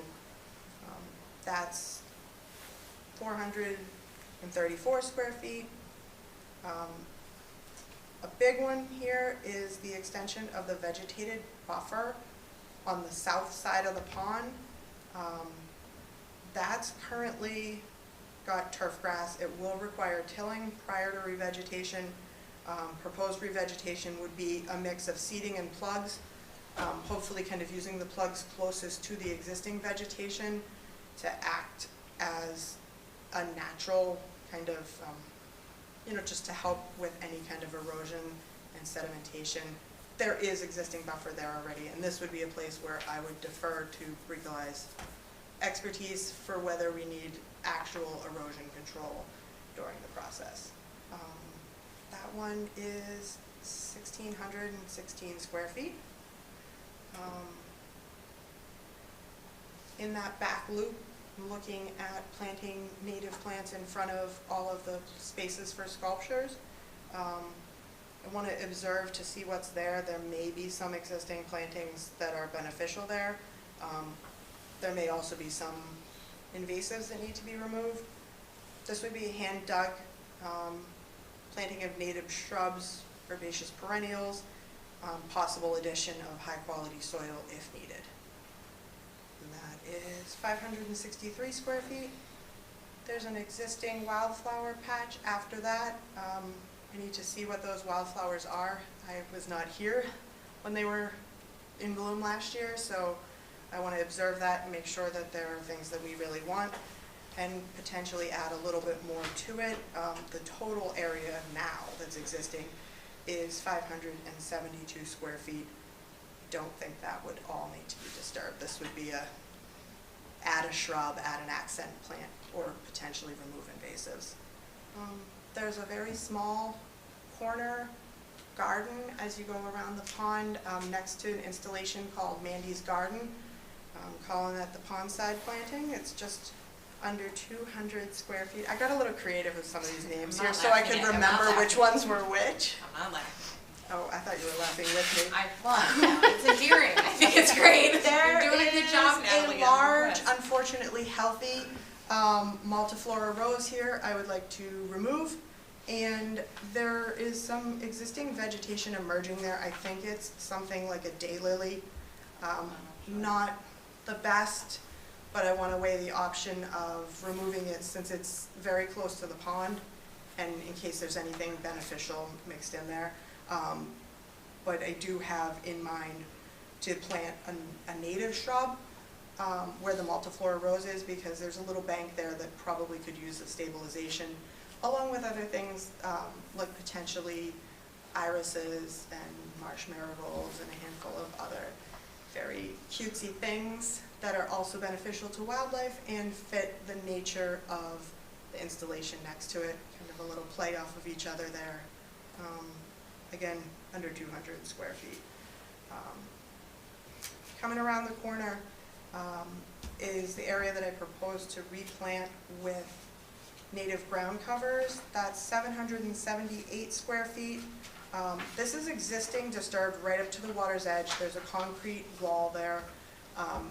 It's compressed, there's tree roots. Anything done there will need to be done by hand. And potentially new soil, I'm thinking new soil needs to be added to this area. And this would be, again, that mix of plugs or even full-size plants with seeding, so using those larger plants to kind of establish the area and hopefully protect from any erosion or flow of the soil that gets added. Might I suggest taking compost from the recycling center? Yes, is it free of? It's owned by the town, and yes. Then I love that Better suggestion. ask if it was free. Yeah. No. Anyone who's ever gotten compost with seeds that they did not want in it. It's generally free. We'll talk to Derek on where's like the good, Awesome. the good portion. I love that idea, yeah. Let's We not got the leave. skinny on the compost. Yeah, let's not leave it sitting there, let's take it and use it. All right, going around the pond, there is an existing sculpture, a little ladybug. We'd like to plant around that and define the area here as not a path. Right now, the whole thing is getting kind of compacted and trampled. So we want to narrow it down to one small space on either side to let folks come in from this parking lot. So that's referred to as the ladybug planting. It's 147 square feet. Everything there would be hand dug. I'm not sure if this would need new soil or not. It doesn't look like it's too far gone with being compacted. But looking at planting something shrubbery-wise, native shrubs in the middle to just claim the space and then surround it with herbaceous perennials, maybe something fun like some partridge pea. It's an annual, but it self-seeds beautifully. Thanks for sticking with me, guys. There's only 2 left. Can I just ask really quickly? So you course. want to leave it so there's just a natural, like one natural path through there? It's actually 2, but they make sense if you're standing there in person. It's kind of hard to demonstrate Yeah. the 2 rocks, or maybe it's 3, to the left near the existing vegetation. Yep. And then on the right, going close to that stormwater basin there, it's like a infiltration basin. They're kind of natural paths. They're fine. We talked to the town administrator, we talked to the highway superintendent. They're both okay with the paths staying, but not the whole All of thing it. being a path. Exactly, yeah, and there is a small piece of artwork there that they've asked to leave, so we want to keep people from stepping directly on the artwork. And what better thing to stop them than plants? All right. What's that? No, we're still recording, so continue. All right. I think they'll still step up like that. I'm sorry. They will. That's what happened to They the will. I unvegetated like it. buffer. Don't break my heart right out of the gate. Sorry, you're right, continue. All right. Proposed edge of path plantings. This is an existing structure / sculpture that's staying. Some people call it like the Rainbow Bridge. It has a real name. I think it's called Beyond the Rain. So leading up to that, I'd like to do something more purposeful than seeding of the buffer. The stormwater side will be left alone entirely. On the left, you can see is the north vegetated buffer. That's the area that will be tilled and grass. It's the north version of it. But we're looking to plant more like flowering herbaceous perennials here in keeping with the colorful nature of the sculpture behind it, kind of tying that all together and bringing out that buffer zone in a purposeful way to kind of say, like, look at these plants, look how colorful and beautiful they are. And also want to work with, this is throughout the park, want to work with the maintenance side of DPW to kind of leave more vegetation over the winter. I understand there's a balance to be struck between keeping things looking a certain way, it is a public space, but also to encourage leaving seed heads and that type of thing. So I think that this would be a great area to kind of play with plants, with winter interest and that type of thing. Can I interject for a second? Oh, yes, please. I know often we get a lot of comments, especially, well, I do, and I'm sure you do as well in your travels about that bridge. It is being repainted in the next 2 weeks. They were starting the other day. Were they? Okay, good. Yeah. But it was an ongoing, so yeah, it should I be just done. went before June. Yep. Yeah, it looked a lot better just even with them starting to scrape.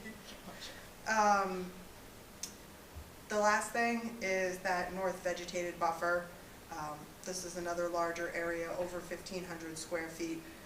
Currently turf grass, so it will require tilling.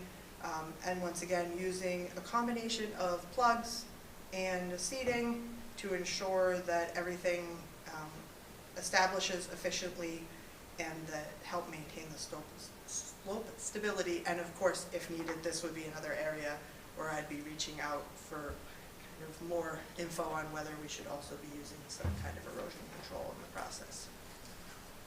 All right, I know there's got to be questions. I have a question. Is there any way that we can get like a special grant and get a water feature? Thanks, Jeff. That's a really good That's a segue into beautiful my comments. segue. Like a big fountain. Yeah, that'd be cool. So as you know, I applied for $125,000 through MAPC for a solar aeration system with a fountain feature. And we didn't get it. I have already looked out, I didn't introduce myself, sorry, Rico I Goodlander, Conservation Agent. I have already asked for quotes for another solar aeration system, not just for aesthetics, but also for the algae bloom, which I'm sure you all are aware of, which I will also make a grandstand comment on. On the high end, it's $110,000 for it to be effective. We could get a significantly smaller one that would help, let's say 10%, you know, and good years or whatever. But I think if we're gonna do it, we should do it right and really enrich that ecosystem.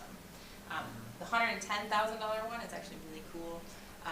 It is controlled digitally, and it will segment out the water column, so you could actually increase dissolved oxygen in the top portion of the pond, increase it in the lower portion of the pond, turn it off, turn it on, whereas the solar aeration is on all the time. So I personally like the $110,000 one. Outside of my budget. My buddies with DPW. And so one last question, and I think the answer is no, but, given, again, I'm trying to think of people actually using the site, I'm also thinking about other public sites that we've created, like the dog parks, for example. One thing that's really nice to have is some sort of way to get out of the sun. I know that like a pavilion or something like that, maybe not even that had like a surface or something like that, but something like some sort of cover that covered one or more of the benches, just so you had an option to sit in shade as opposed to sun in the middle of the summertime. And again, we find that in the wintertime at the dog park, everybody wants to sit on the sunny benches, but in the summertime, everybody wants to like sit under that one table that's covered by the pavilion, or the cover, because that's where you get out of the sun, because it's just simply too hot. Yeah, it's So- actually, it was mentioned kind of, a lot of things, this has been the revamp idea brainstorming portion of this has been ongoing since March or so, and I'm sure since before anyone even reached out to me in March. But one of the ideas that was thrown out there was in fact that like, in the future, let's talk about a pavilion. But I will kind of bounce that back to them with ways to look into lower impact, easier to permit both through yourselves and the building department type of options for the near future. If it's already on a concrete pad, that's fine. Yeah. So as long as it's no new soil disturbance, that's what the commission is. Someday in the future, I would love to have this site be the background in several wedding photos, but I think that's a fabulous idea. So, Gotta start somewhere. everybody likes to feed the ducks there, and That's why we need the fountain. yeah, about, to enhance those wedding photos, yeah. while feeding the ducks may be nice and cute. See, And- Franklin can be classy. I'm just saying. Hey, Feeding ducks causes a nutrient load, which causes algae, helps grow the algae pool. So Yes, they do. that was my grandstand comment. Yeah. And you know how I feel about Geese dog and ducks waste. are very Yes. prolific.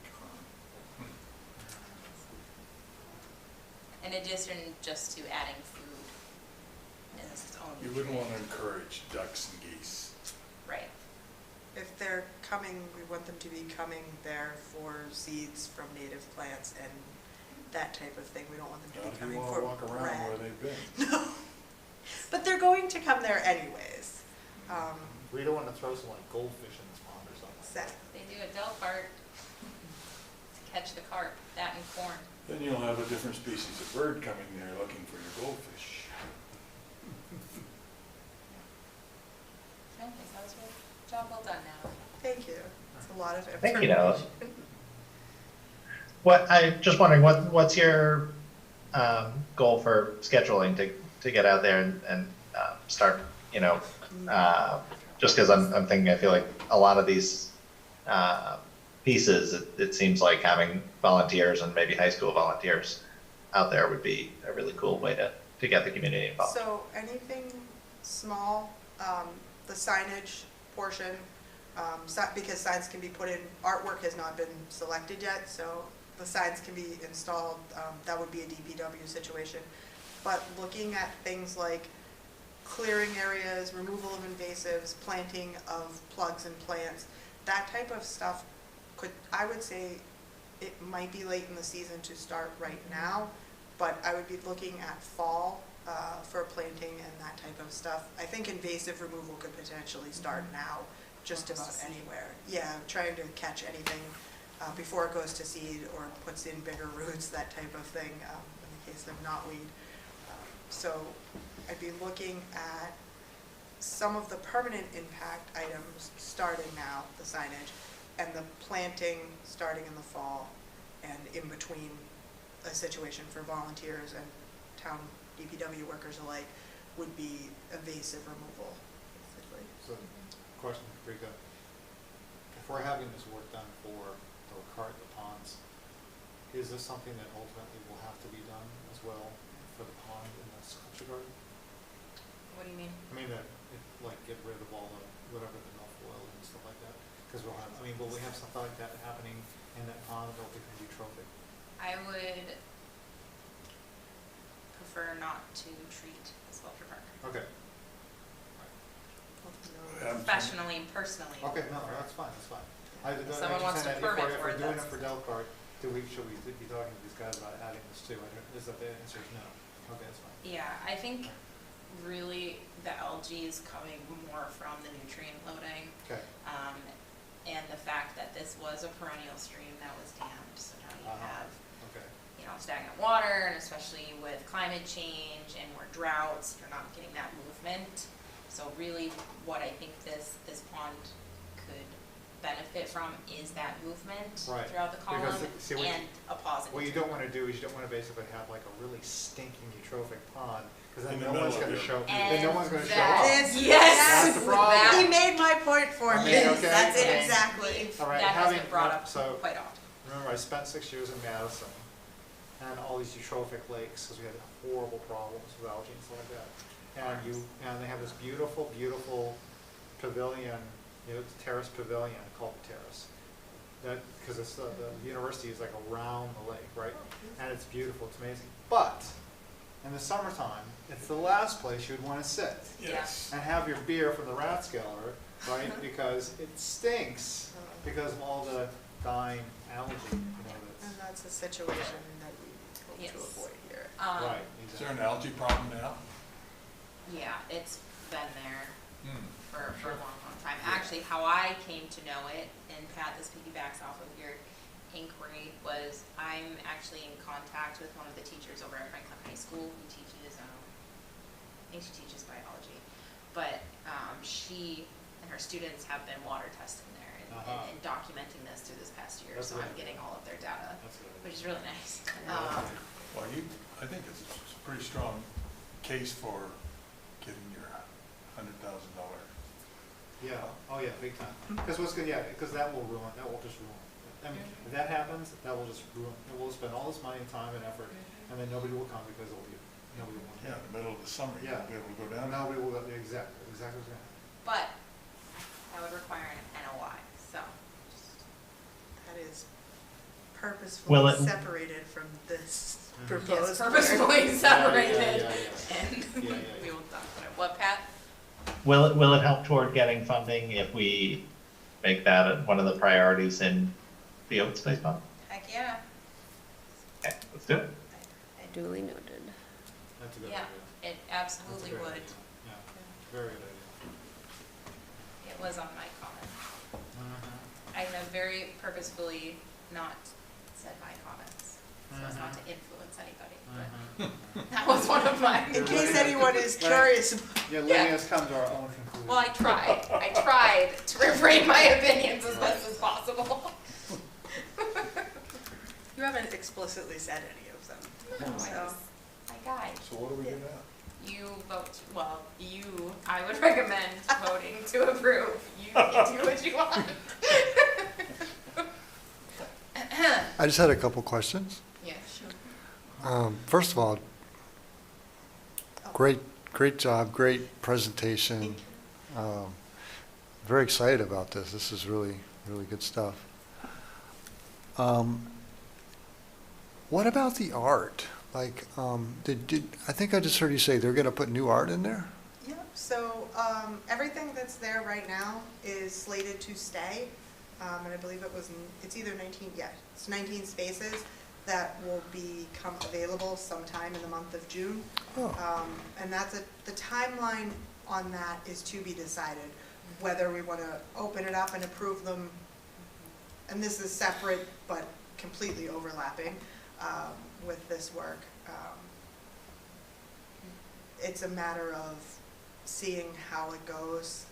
But yeah, that's the whole push for this, and I kind of realized, what's the point of putting beautiful art in a park that's just kind of, it's not been done justice. Yeah. Yeah. It could be so much better, Well, so let's try to make the natural portion better. Yeah, also keep in mind that you're trying to attract artists Yeah. with their work, to display, showcase their work. Yeah, And they don't want to showcase their work in like a, exactly. situation. So- Don't want we want Yeah. people to ask about Yeah. things like having their weddings Yeah. there. We want Yeah, people to not- fight to get their artwork there. Okay. Yeah. Will those new opportunities be permanent, or, is it something that, could be kind of on a rotating basis? Rotating in, it would be there for years, but not a decade. Right now, it would start out with 2 years, and then if an artist maintains and is responsive to any requests from DPW and that type of thing, if there's good communication and maintenance, basically, they can reapply for another 2 years. And then it's kind of wait and see from there. I think, 4 years is a long time, but that's not entirely up to me as an individual. And some outdoor artwork, these aren't big bronze statues. Not everything is made to last a decade. So. We're not gonna have the. Right, no, We're not gonna have the Rodin exhibit. It's not gonna No, happen. these are. So it's- Formal application Right. process, just like you would apply for a building permit. Yep. It comes in, we review it. Yeah.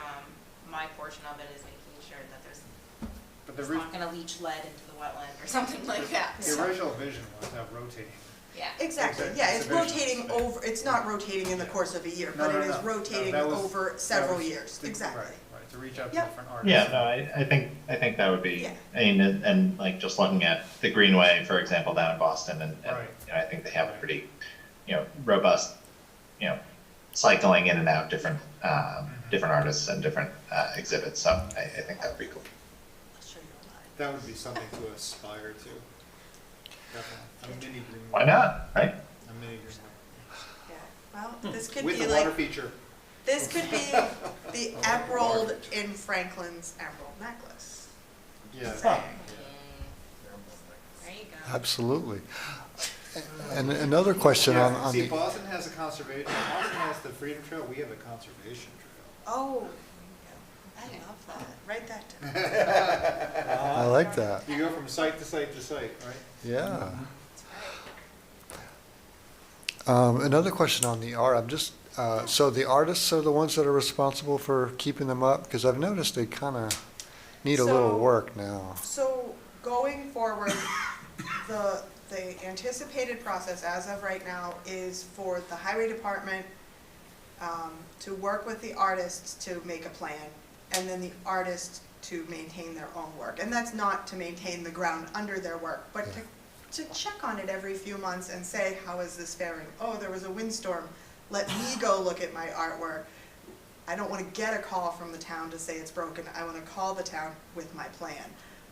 So that's the relationship that they're hoping to foster going forward. And anything that they do for maintenance, any of that plan, it's got to be approved from a conservation standpoint and from a DPW standpoint. So Yeah. we're not having people go in there at a busy time on the weekend and block off a pathway to paint something with lead paint from 1969. Okay. Yeah. Okay. We want them to be responsible for their work though. If you really want to go crazy, go ahead, Pat. No, I was just gonna quip that I think we can have a blanket prohibition on lead paint for any of those. Yes, 100%.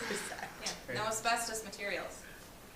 So if you really want to go crazy for Earth Day, what you do is you actually make I'm gonna say N because I don't want that, an NK walk run through Franklin, which goes from conservation site to conservation site. Whoa. Okay, and it becomes a big town party, and you have the weirdos that come out dressed as trees, basically, like doing the run, right? That would be really funny. That'd be Yeah. When hysterical. the tree shows up, You brought that, yeah, you brought I that now up. have a short list of suspects for people No, I'm running just trees. saying, right? You could be like this huge thing. I love Conservation. That sounds All like kidding something for aside, the, I kind of love that. Yeah. Yeah, that sounds like something for the Friends of Franklin Conservation to organize. I like great pretenders Yeah. Or you could have three around different looking like distances. trees and Well, bushes. well, Or whatever, like you a- know, I mean, just And you crazy could stuff, run them right? over People 3 come out with weekends in the green course of the hair, I month. don't know. So a 5K, a 10K, and some Why not? kids or I mean, they do stuff like that in Hopkinton all the time. It's not just the Boston Marathon, right? It's great for causes and purposes and stuff like that. I don't know anybody that runs, Jeff. You don't know anybody that runs? Really? Hiking, yes. Hiking, yes. So it's a hike. It's a hike. You're hiking through Frankfurt. I I'm- presume. being tongue-in-cheek. I know 2 people that I'm run. gonna go home and write Okay. down a lot of ideas based on this conversation. Well, before we get too far afield into Yeah. planning our Sorry. 5K, Yes. Natalie, thank you very much. This has been excellent, and so I wholeheartedly would suggest approval. And we can note in the approval that, you know, in addition to what's set forth in the application, you know, an additional, 600 some odd square feet, for installation of an additional path, if that's feasible, to an accessible picnic table. If that's approved, I'll reach out to the superintendent tomorrow. Great. Meg, can I have a motion to approve the MBZA? Yes, I will happily give you a motion to approve the MBZA for the sculpture park of the town of Franklin, including the requirements as Pat just stated, with the extra square footage for the path and accessible picnic table. Second. Right. Richard, how do you vote? I vote to approve. Jeff? Vote to approve. Meg? I vote to approve. Jeff? Vote to approve. Michael? Vote to approve. And I vote to approve as well. Looking forward to it. Yeah. Very much. Thanks, Natalie. Thank you. Thanks very much. We just have a couple additional items. First is a permit modification for 33 Charles River Drive, and Vance, thanks for bearing with us. Sorry, Vance. No worries in the start. That was a pretty good presentation. It definitely was. You know, right? That was great. So what is the requested modification? I'll speak a little, I think, David is here as well from Easton Pool, but I'll give a quick update unless, David, you want to go ahead and do that. You can go ahead, start, Vance. I'll chime in. That's fine. Okay, If you don't so during the excavation of the pool, based on our original design, when they were excavating to the right of facing the back of the house, and they were excavating to the right, they noticed that the material that they were digging up wasn't sufficient. So they started to get concerned. But they did notice that the material to the left of the house was much more, appropriate for the installation of the pool. So their suggestion is that we move the pool 14 feet to the right, and then also move it closer to the house. So instead of being 23 feet from the house, we're now 17 feet from the house. I think it still is within, I think it doesn't shift, actually puts it in a better position with the buffer zone. But that is the request that we have right now. And I don't know, Dave, if there's anything that you want to add as well? No, that's pretty much it, Vance. The material we hit in the original placement was really unsuitable. There's a lot of mostly buried boulders, but some logs and a few little stumps. So we found some better materials and more solid ground closer to the house and a little bit sliding, if your back's to the house, to the right. And we ended up pulling the pool, further away from the wetlands by doing that. But it also puts the pool in a much better situation as far as any structural issues down the road. Okay. Rika, have you had a chance to review? I just want to be sensitive to, I think when we were initially hearing this, there were some, questions and kind of discussion on, I think, stormwater impact on some of the adjacent properties as well. So just want to make sure that we're accounting for any of that. Yeah, I'm not concerned, Pat. Based from the previous, or the initial permit to now, the impervious surface has been reduced. And now it's even further away from the wetland, so that would allow for more infiltration. So, I am good. Nice to see you again, Vance. It's been a few months. I know. Okay. Any questions from the commission?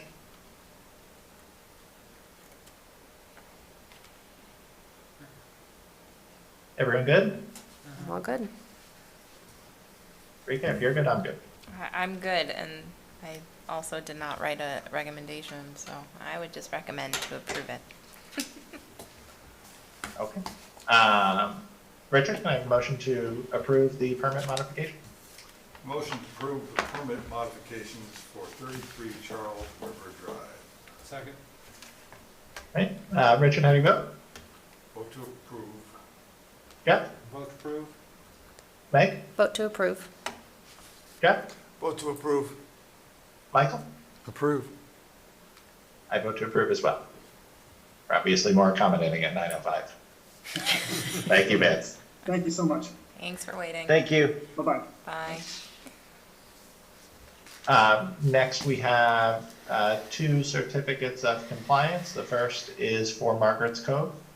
And I think, Rich, are you on for that one? I think Rich is on. I'm actually Stephanie Hoban. I'm representing Strong Point for Rich. Great. Hi, Stephanie. How are you? Good, how are you? Thanks. So Margaret's Cove it's a subdivision roadway, and all the work has been substantially completed. All of the work in the buffer zone, everything has been stabilized, and the stormwater has been functioning for about 3 years now without any issues. They did clean it out when construction was finished, so now it's all of the any sediment or whatever from construction was removed. And so we are looking for a certificate of compliance. So let me, if you have any questions, I can answer them. Yeah, thank you. No, I think, Rika, I think you were out there earlier and we just had some, questions over, I think there's a very significant amount of fill, and wanted to get a sense of how that affects the request for a COC and how that would be addressed, and understanding that it is maybe outside of the buffer zone, but I think, something that we're kind of looking at, given its proximity to the wetland resources. Rika, can you expand on that for me? Yeah, so the stockpile is on lot 6, and the COC request is for a full certificate of compliance, and lot 6 is not in compliance. So just looking at that sole issue, it would be a partial release is what I would recommend. However, I went back and I actually looked at the original plan set as well, and it may be a moot point, it's for the commission to decide, but the tree plantings, there's actually 1 tree missing at the site that is within buffer zone, and then they're actually different species than what was permitted, which may or, they're still oaks, but oaks, I don't know if you heard that, but anyways, there is a missing tree. It was only a matter of time. It was going to come out, I know. And then the different species. So there's the soil stockpile, and then there's what was permitted is not actually on site. So I will address, this is Rich Whittington from Whitman Homes. I'll address the stockpile. Sure. So we've not developed lot 6 because of the surplus of material on that site. As you may know, we're also trying to permit Madeline Village off of Cottage Street, which is going to require a lot of material. So it did not make sense for us to pay to have all that material removed from that site to develop Lot 6, and then to have to purchase a lot of material to develop Madeline Village if and when it gets approved. So that's why that stockpile remains there, and I believe it is outside of the 100-foot buffer. Regarding the trees, there was multiple species that were allowed under the planning board approval. I do not think we waived from that list. I mean, Based my on the road contract. planting Go ahead. legend, I'm sorry to interrupt. Based on the planting legend for the Concom approval, I'd like to note that Concom approval and planning board approval are completely separate. So based on the plan that was approved by Concom, there is a legend of species that was permitted. There's a deviation from that. They're both oaks, so I think that itself is a moot point, but there is also missing vegetation. And so no matter what, however small it may be, it's still not reflective of what was permitted. So I'm not clear where that one tree is missing. Could you help me with that one? Sure, it is actually, oh, Tyler, you were right on it. Go one tree, yeah, that one. Yep. So that one is just not there. I couldn't even find any indication that it was there at some point, and it might have been deer. And then the oaks are just different. Their pin oaks were planted and white oaks were permitted. So, again, could be a moot point. They're both on the list. But they're, Our list. they are, yeah, they're on They're both are on our list, right? White oak was on the I know, plan. I'm saying that. Oh, So, yeah. So, doesn't really mean, I mean.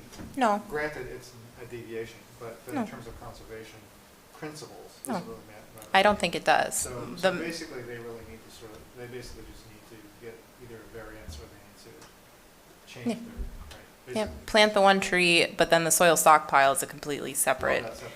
Right, I yeah, would- no, I think the soil stockpile is the bigger Yeah. question, Yeah. and Brigid, do you know roughly how far outside the wetland it is? Give me a second, please. No structure. I don't have a scale on this. I could pull it up if you'd give me about 5 minutes. Oh, that's it. Um, That's the whole. And I guess the question would be, is there, and would it be appropriate to require erosion controls? And I think,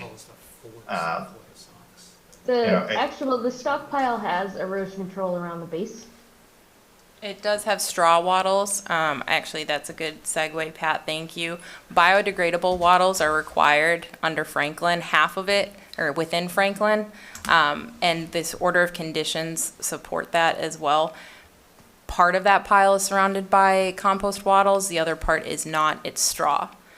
I also would like to remind the commission, we cannot, just not trying to be rude here, but hold our breath for another project to be completed for a soil stockpile to move, that it is completely separate. You gotta look at the permit that you have in front of you. It's always been true. right, no, and I think, we're not in a position to issue a certificate of compliance for the lot where the stockpile is. Correct.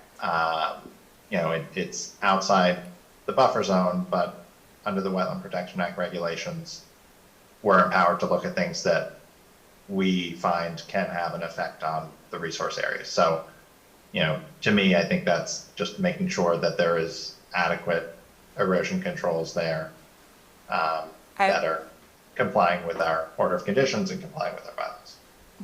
Looking at a plan, Pat, just a really rough estimate, because I don't know where that toe of slope is for that soil stockpile, I would say it's anywhere between 30 and 50 feet outside of the 100-foot buffer zone. Okay. So, and that's still, to me, relatively close, and particularly given the amount of fill that is, stockpiled. It has been there for 2 years, and we have not had any issues with the any sediment or erosion coming from that stockpile leaching to the buffer zone. And I have no objection, once we go to move that stockpile, coming back to the Conservation Commission, so that they're aware we're going to be moving and disturbing that pile, because I would understand you'd have a concern at that point. I am not apt to recommend a full COC on the entire plan as it's presented. There's still an outstanding item based on the conditions and just general construction management that soil stockpiles should not be there. We did, and also it has been brought up, Rich, not to pick hairs here, but I have mentioned it to Eric. And there were erosion control issues last year, which is why there are straw wattles on site, because there weren't straw wattles in that location previous.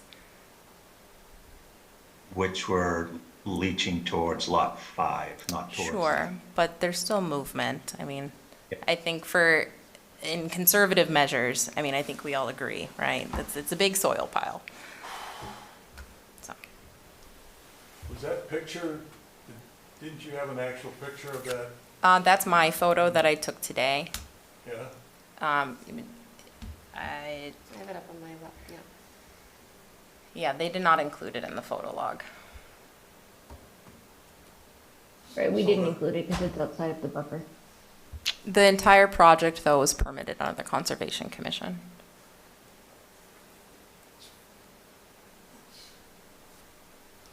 Vertical grassed in. That's not the stockpile though, Richard. I've got a picture of that if you want to look at it. That's not it? No. Can we go to it? Yeah. Can you find it? So really what it would be though, Rich and Stephanie, it's a pretty easy process, is we just do a COC release on lots 1 through 5 and not lot 6. Oh, yes. And that is very standard across the state, other subdivisions. I issue partial releases all the time, even for subdivisions back in the 80s. So it's a standard process that happens all the time. So you have missing tree, if you want to chase that down, and lot 6. And I think it's fine to approve the partial COC subject to a condition, and we can condition a partial COC subject to a condition on that tree being planted, and I have no concerns about that. But I'm not comfortable with a full COC given the condition of lot 6. Agreed.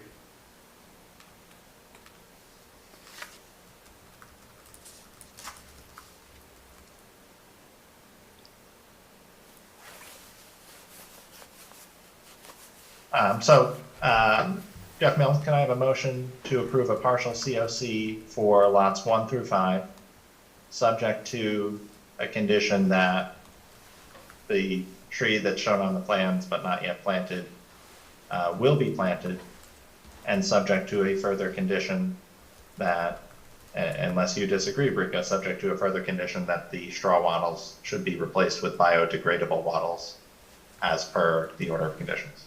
Yes, agreed. That lot is still subject to the conditions. So essentially, we are granting a partial certificate of compliance for lots 1 through 5 as stated. That's correct. I'll second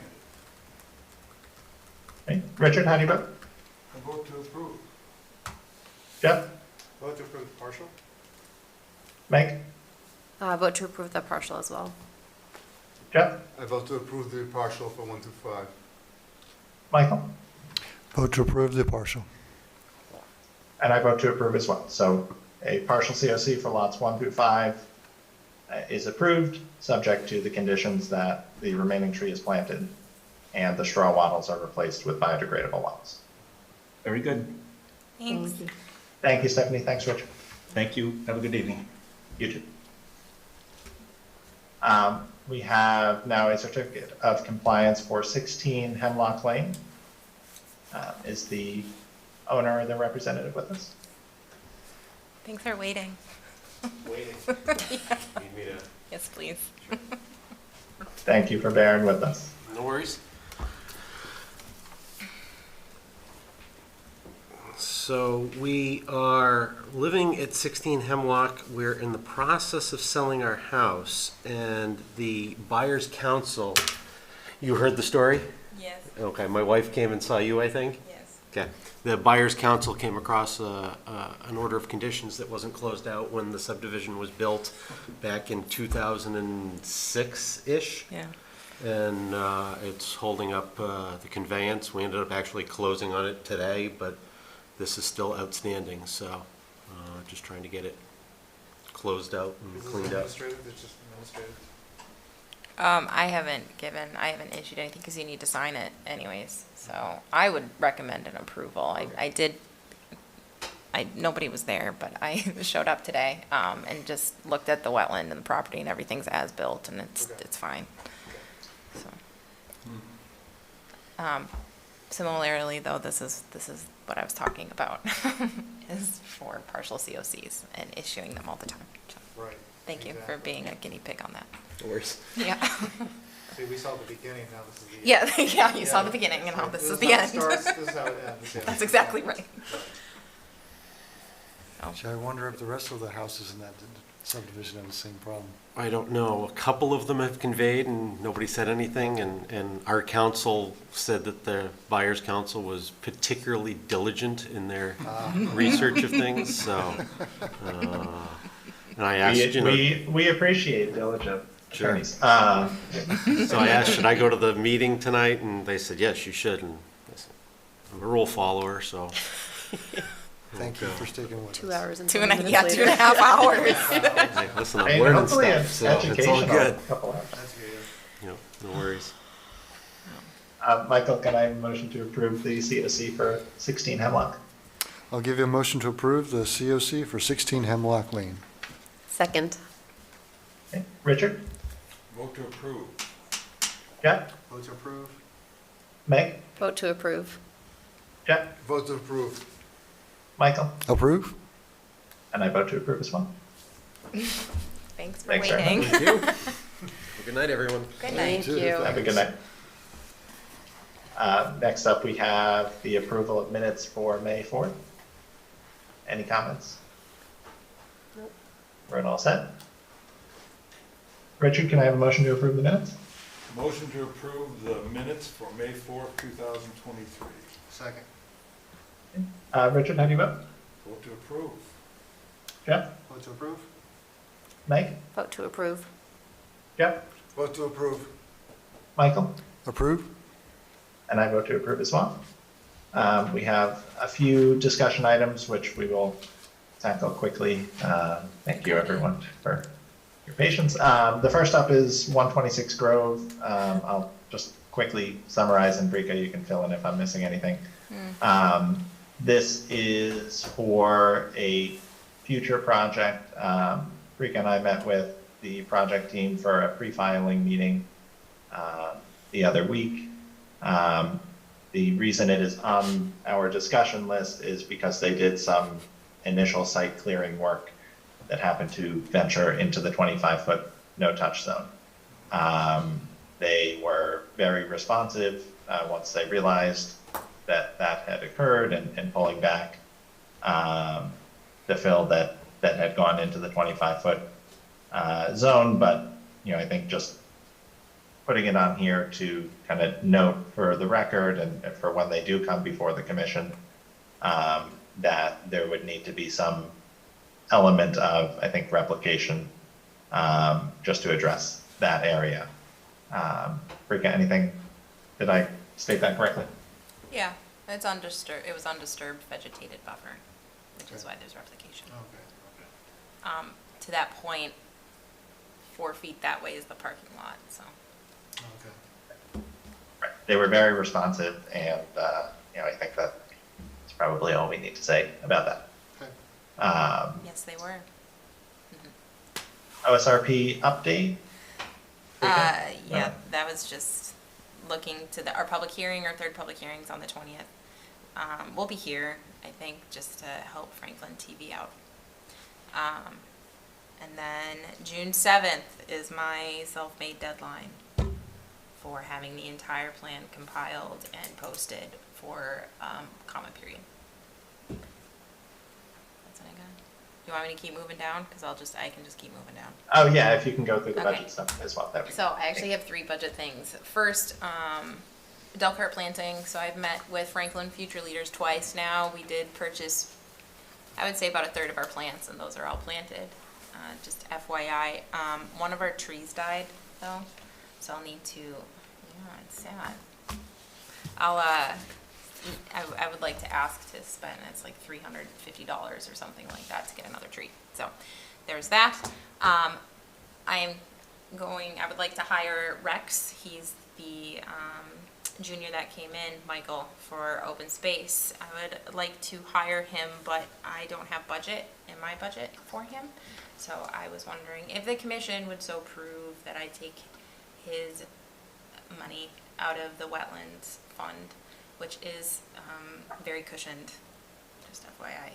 So I'm thinking about hiring him up to 20 hours a week.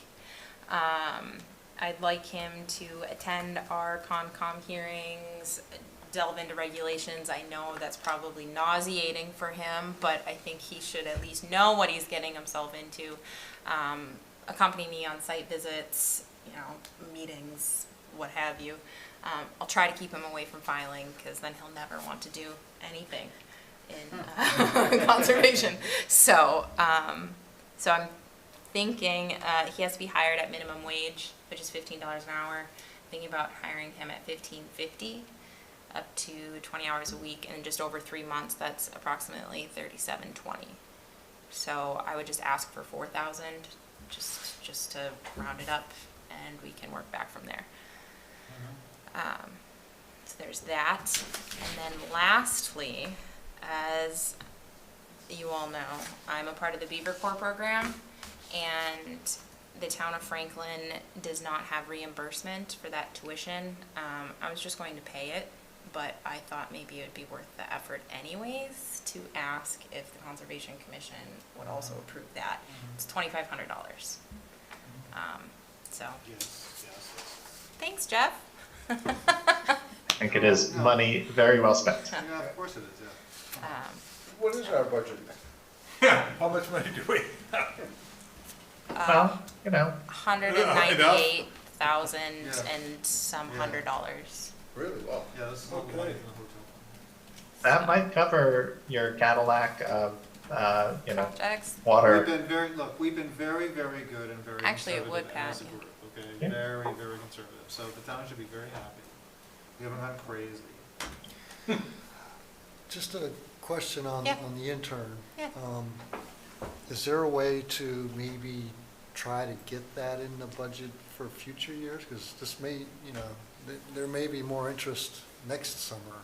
Yeah. And the one after that. And I don't know if we want to have that precedent of it always coming out of our budget. No. I'm going to play devil's advocate here. My position has always been part-time until this past year. Right. So let me prove my worth with the open space plan. Right. And That's a then, big one. yeah, and then it's in there, it's up there. I've already Yeah. talked to Brian and Jamie about it and HR, but I Gotcha. can't come in One swinging, thing- one Michael. thing at a time. Otherwise- Yeah, one thing at a time. Good I point. feel like I already make too Believe much of me, a guys, splash. We want to keep our full-time agent. Yeah. Okay, so. Part-time didn't work. On the flip side, also, Tri-County did come in and they had a career fair, and I had multiple asks for an intern. But I do not have the time or capacity to manage multiple interns. So I picked Rex because he came in on his own volition and was really interested in it. So I have a question. So now, again, going back to when we had a part-time agent, we also had, until Kathy left, Yeah. okay, a part-time shared admin assistant. Kathy was amazing, because she was always doing incredible things. But she would take care of like writing stuff and the minutes and all the files and stuff like that. So she took a lot of the burden off of the day-to-day Yeah. stuff so the agent could get out in the field to do more stuff out in the field and stuff like that. we don't have, I don't think we have that support anymore at all since Kathy's gone, yes? Tyler's shared, Okay, we kinda, okay, all right, okay. but to that point, and I know you like planning, which is why I'm going to speak freely. Okay. Tyler's and he really likes planning, if I Yeah. may speak for you. Yeah. So I know other towns have assistant agents Yeah. or true dedicated conservation admins that Yeah. have a background in that, and Yeah. that I Yeah. would be tickled pink. Can we keep that on the table, because that was extraordinarily helpful. Yeah. Yeah, I mean, when George was here and Kathy and they were working together, that was like, we were incredibly productive. So I'm just thinking about the workload. And what I see is that I see increase, first of all, we know that there's a massive increase in building in Franklin. We see it every reason to drive around, okay? And we know that we're gonna have more and more and more hearings and more stuff come up. So it's gonna increase as our population gets more dense and grows, right? Yeah. And we have more people moving in. We've got lots of immigration to Franklin, frankly, a lot, especially with the housing crisis. So I'm just saying, I think we should prepare ourselves for the future for something like that to It would be really nice to have somebody qualified to go out for site visits too. That would. Right, well, and I that'd be think great. the more people are kind of becoming aware of, they have wetland in their backyard and they need to submit an application or, coming in for restoration projects and, I think that's, like, we want to encourage that, but it's the double-edged sword of creating more work for Hebring. Well, it's true. Well, no, I mean, I think in general, I think the population knows that we are here. 10 years ago, I don't think they really did. Frankly. Speaking of that, so do we still have a table at the farmer's market? Yeah. That starts in June, right? Starts in June, yeah. What is the date? What's first weekend in June? Yes? Roger just logged off. He heard farmer's market and he said bye. Dang it. I think so. I can check. I can verify. I think it's the first weekend in June.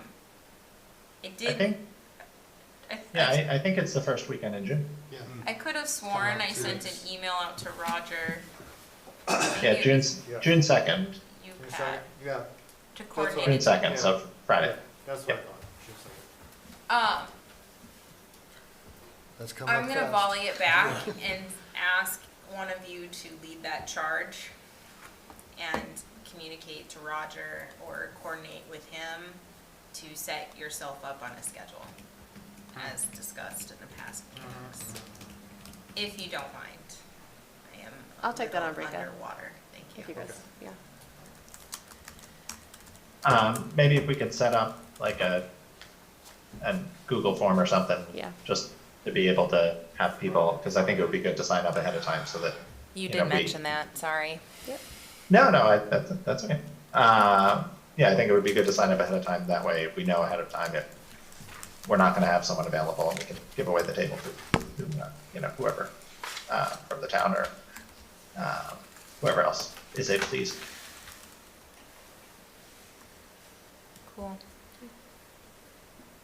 So I think just to pick and tie everything together, I have a motion to approve the budget allocations that Rika has requested. I'll give you a motion to approve Rika's budget request as stated. The summer intern and the Beaver Institute tuition reimbursement. Second. Yay. Richard, vote to approve? I certainly do. Vote to approve. Jeff? Vote to approve. Meg? Vote to approve. Jeff? Vote to approve. Michael? Approve? I vote to approve. Yay. You're all set, Bree. Thanks. Thank you. A question, at some point, some agenda that we're not overly busy, can we get a rundown of what the budget looks like for this department and what are we responsible for and how it gets allocated and how much wiggle room we have for? Yes. I can give you one quick short answer. That number I said is solely Conservation Commission. That is outside of DPCD conservation budget. That does not include staff, that does not include anything that I need. That is solely play money. That's cash on hand.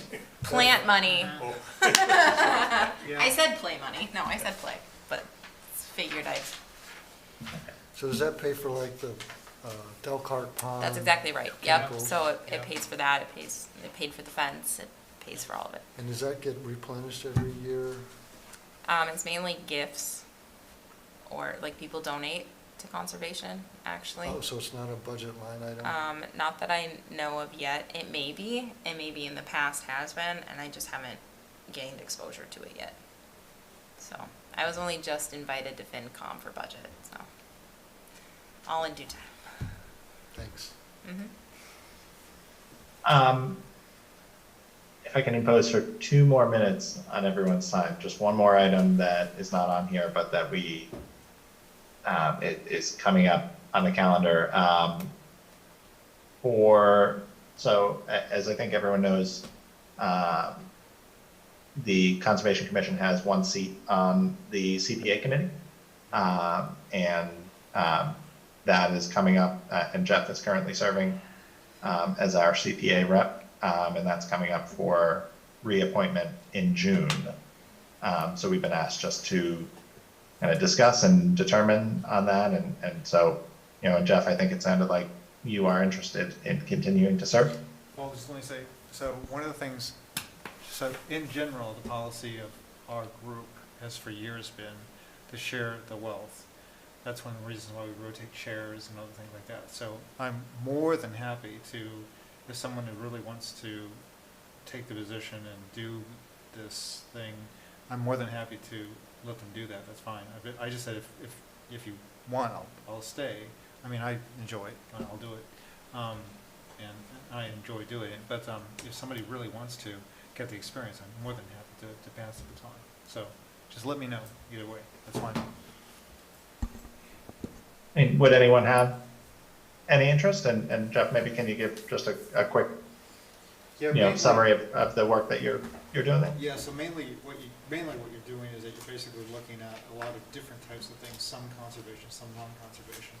But you're basically trying to bring essentially the voice of Concom into the mix. So basically, a lot of it has to do with, I would say, extraneous things that the group wants to, like big lots of land or something they want to develop for certain things, or like say, they want to budget for like the special trees or tree protection, things of this nature, right? So things that are kind of like out of the ordinary. Hence like almost like a special projects work, really. And so really what you do is you basically act as the voice of the Concom. How would the Concom, be represented? So you're really almost like a proxy voice for Concom. That's really what it is, frankly, right? And it's what, you basically, you're in a group, but everyone else is representing the different organizations in the town. So everybody gets to say, right? And usually it's pretty cordial. I mean, it's, pretty much for the most part, everybody kind of agrees on what we'd like the town to look like and do.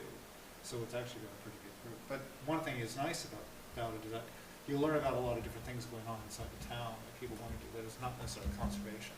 So it gives you a broader view as to kind of a lot of the other things that are going on inside the town, what other people like to do and plan, like the schoolhouse, for example. I mean, that's certainly not Concom, right? But it was very interesting going through that project about, because it was kind of almost like a passion project, right?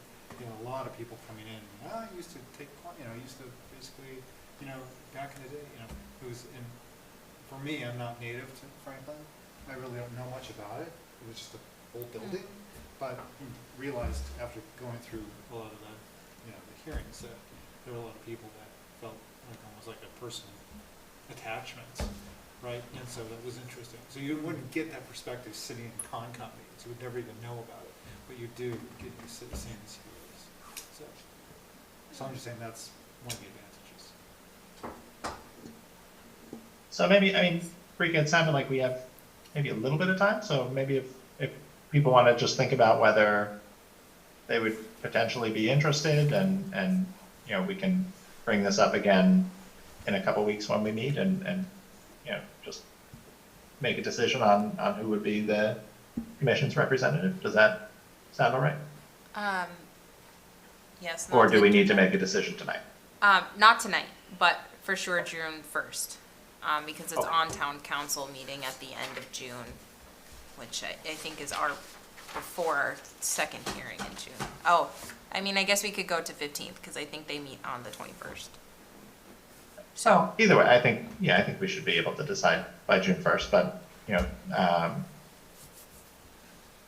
if folks want to just think about it and would be remiss to not say, thank you, Jeff. I know you get pulled in a lot of directions, but we appreciate that you have been on the Well, I think, committee. but I think it's also good for Concom too, because again, I do get to talk to a lot of different people and different, I think so, I think, in my opinion, I mean, you kind of, like I said, you do really represent Concom, so I think that some of the other groups in town, vis-a-vis, are starting to get to know, what is Concom doing better than, so it's creating kind of like, almost like a cross-organizational unity in a way, or communication that really didn't exist before. So I think I can see it on many levels why it's really good for the town to engage. Town's more unified, in my opinion, by doing things like this. So, for what it's worth. Great. Well, I think that otherwise wraps us up for tonight. Any final comments before we part? It's almost my bedtime. It's my bedtime 2 hours ago.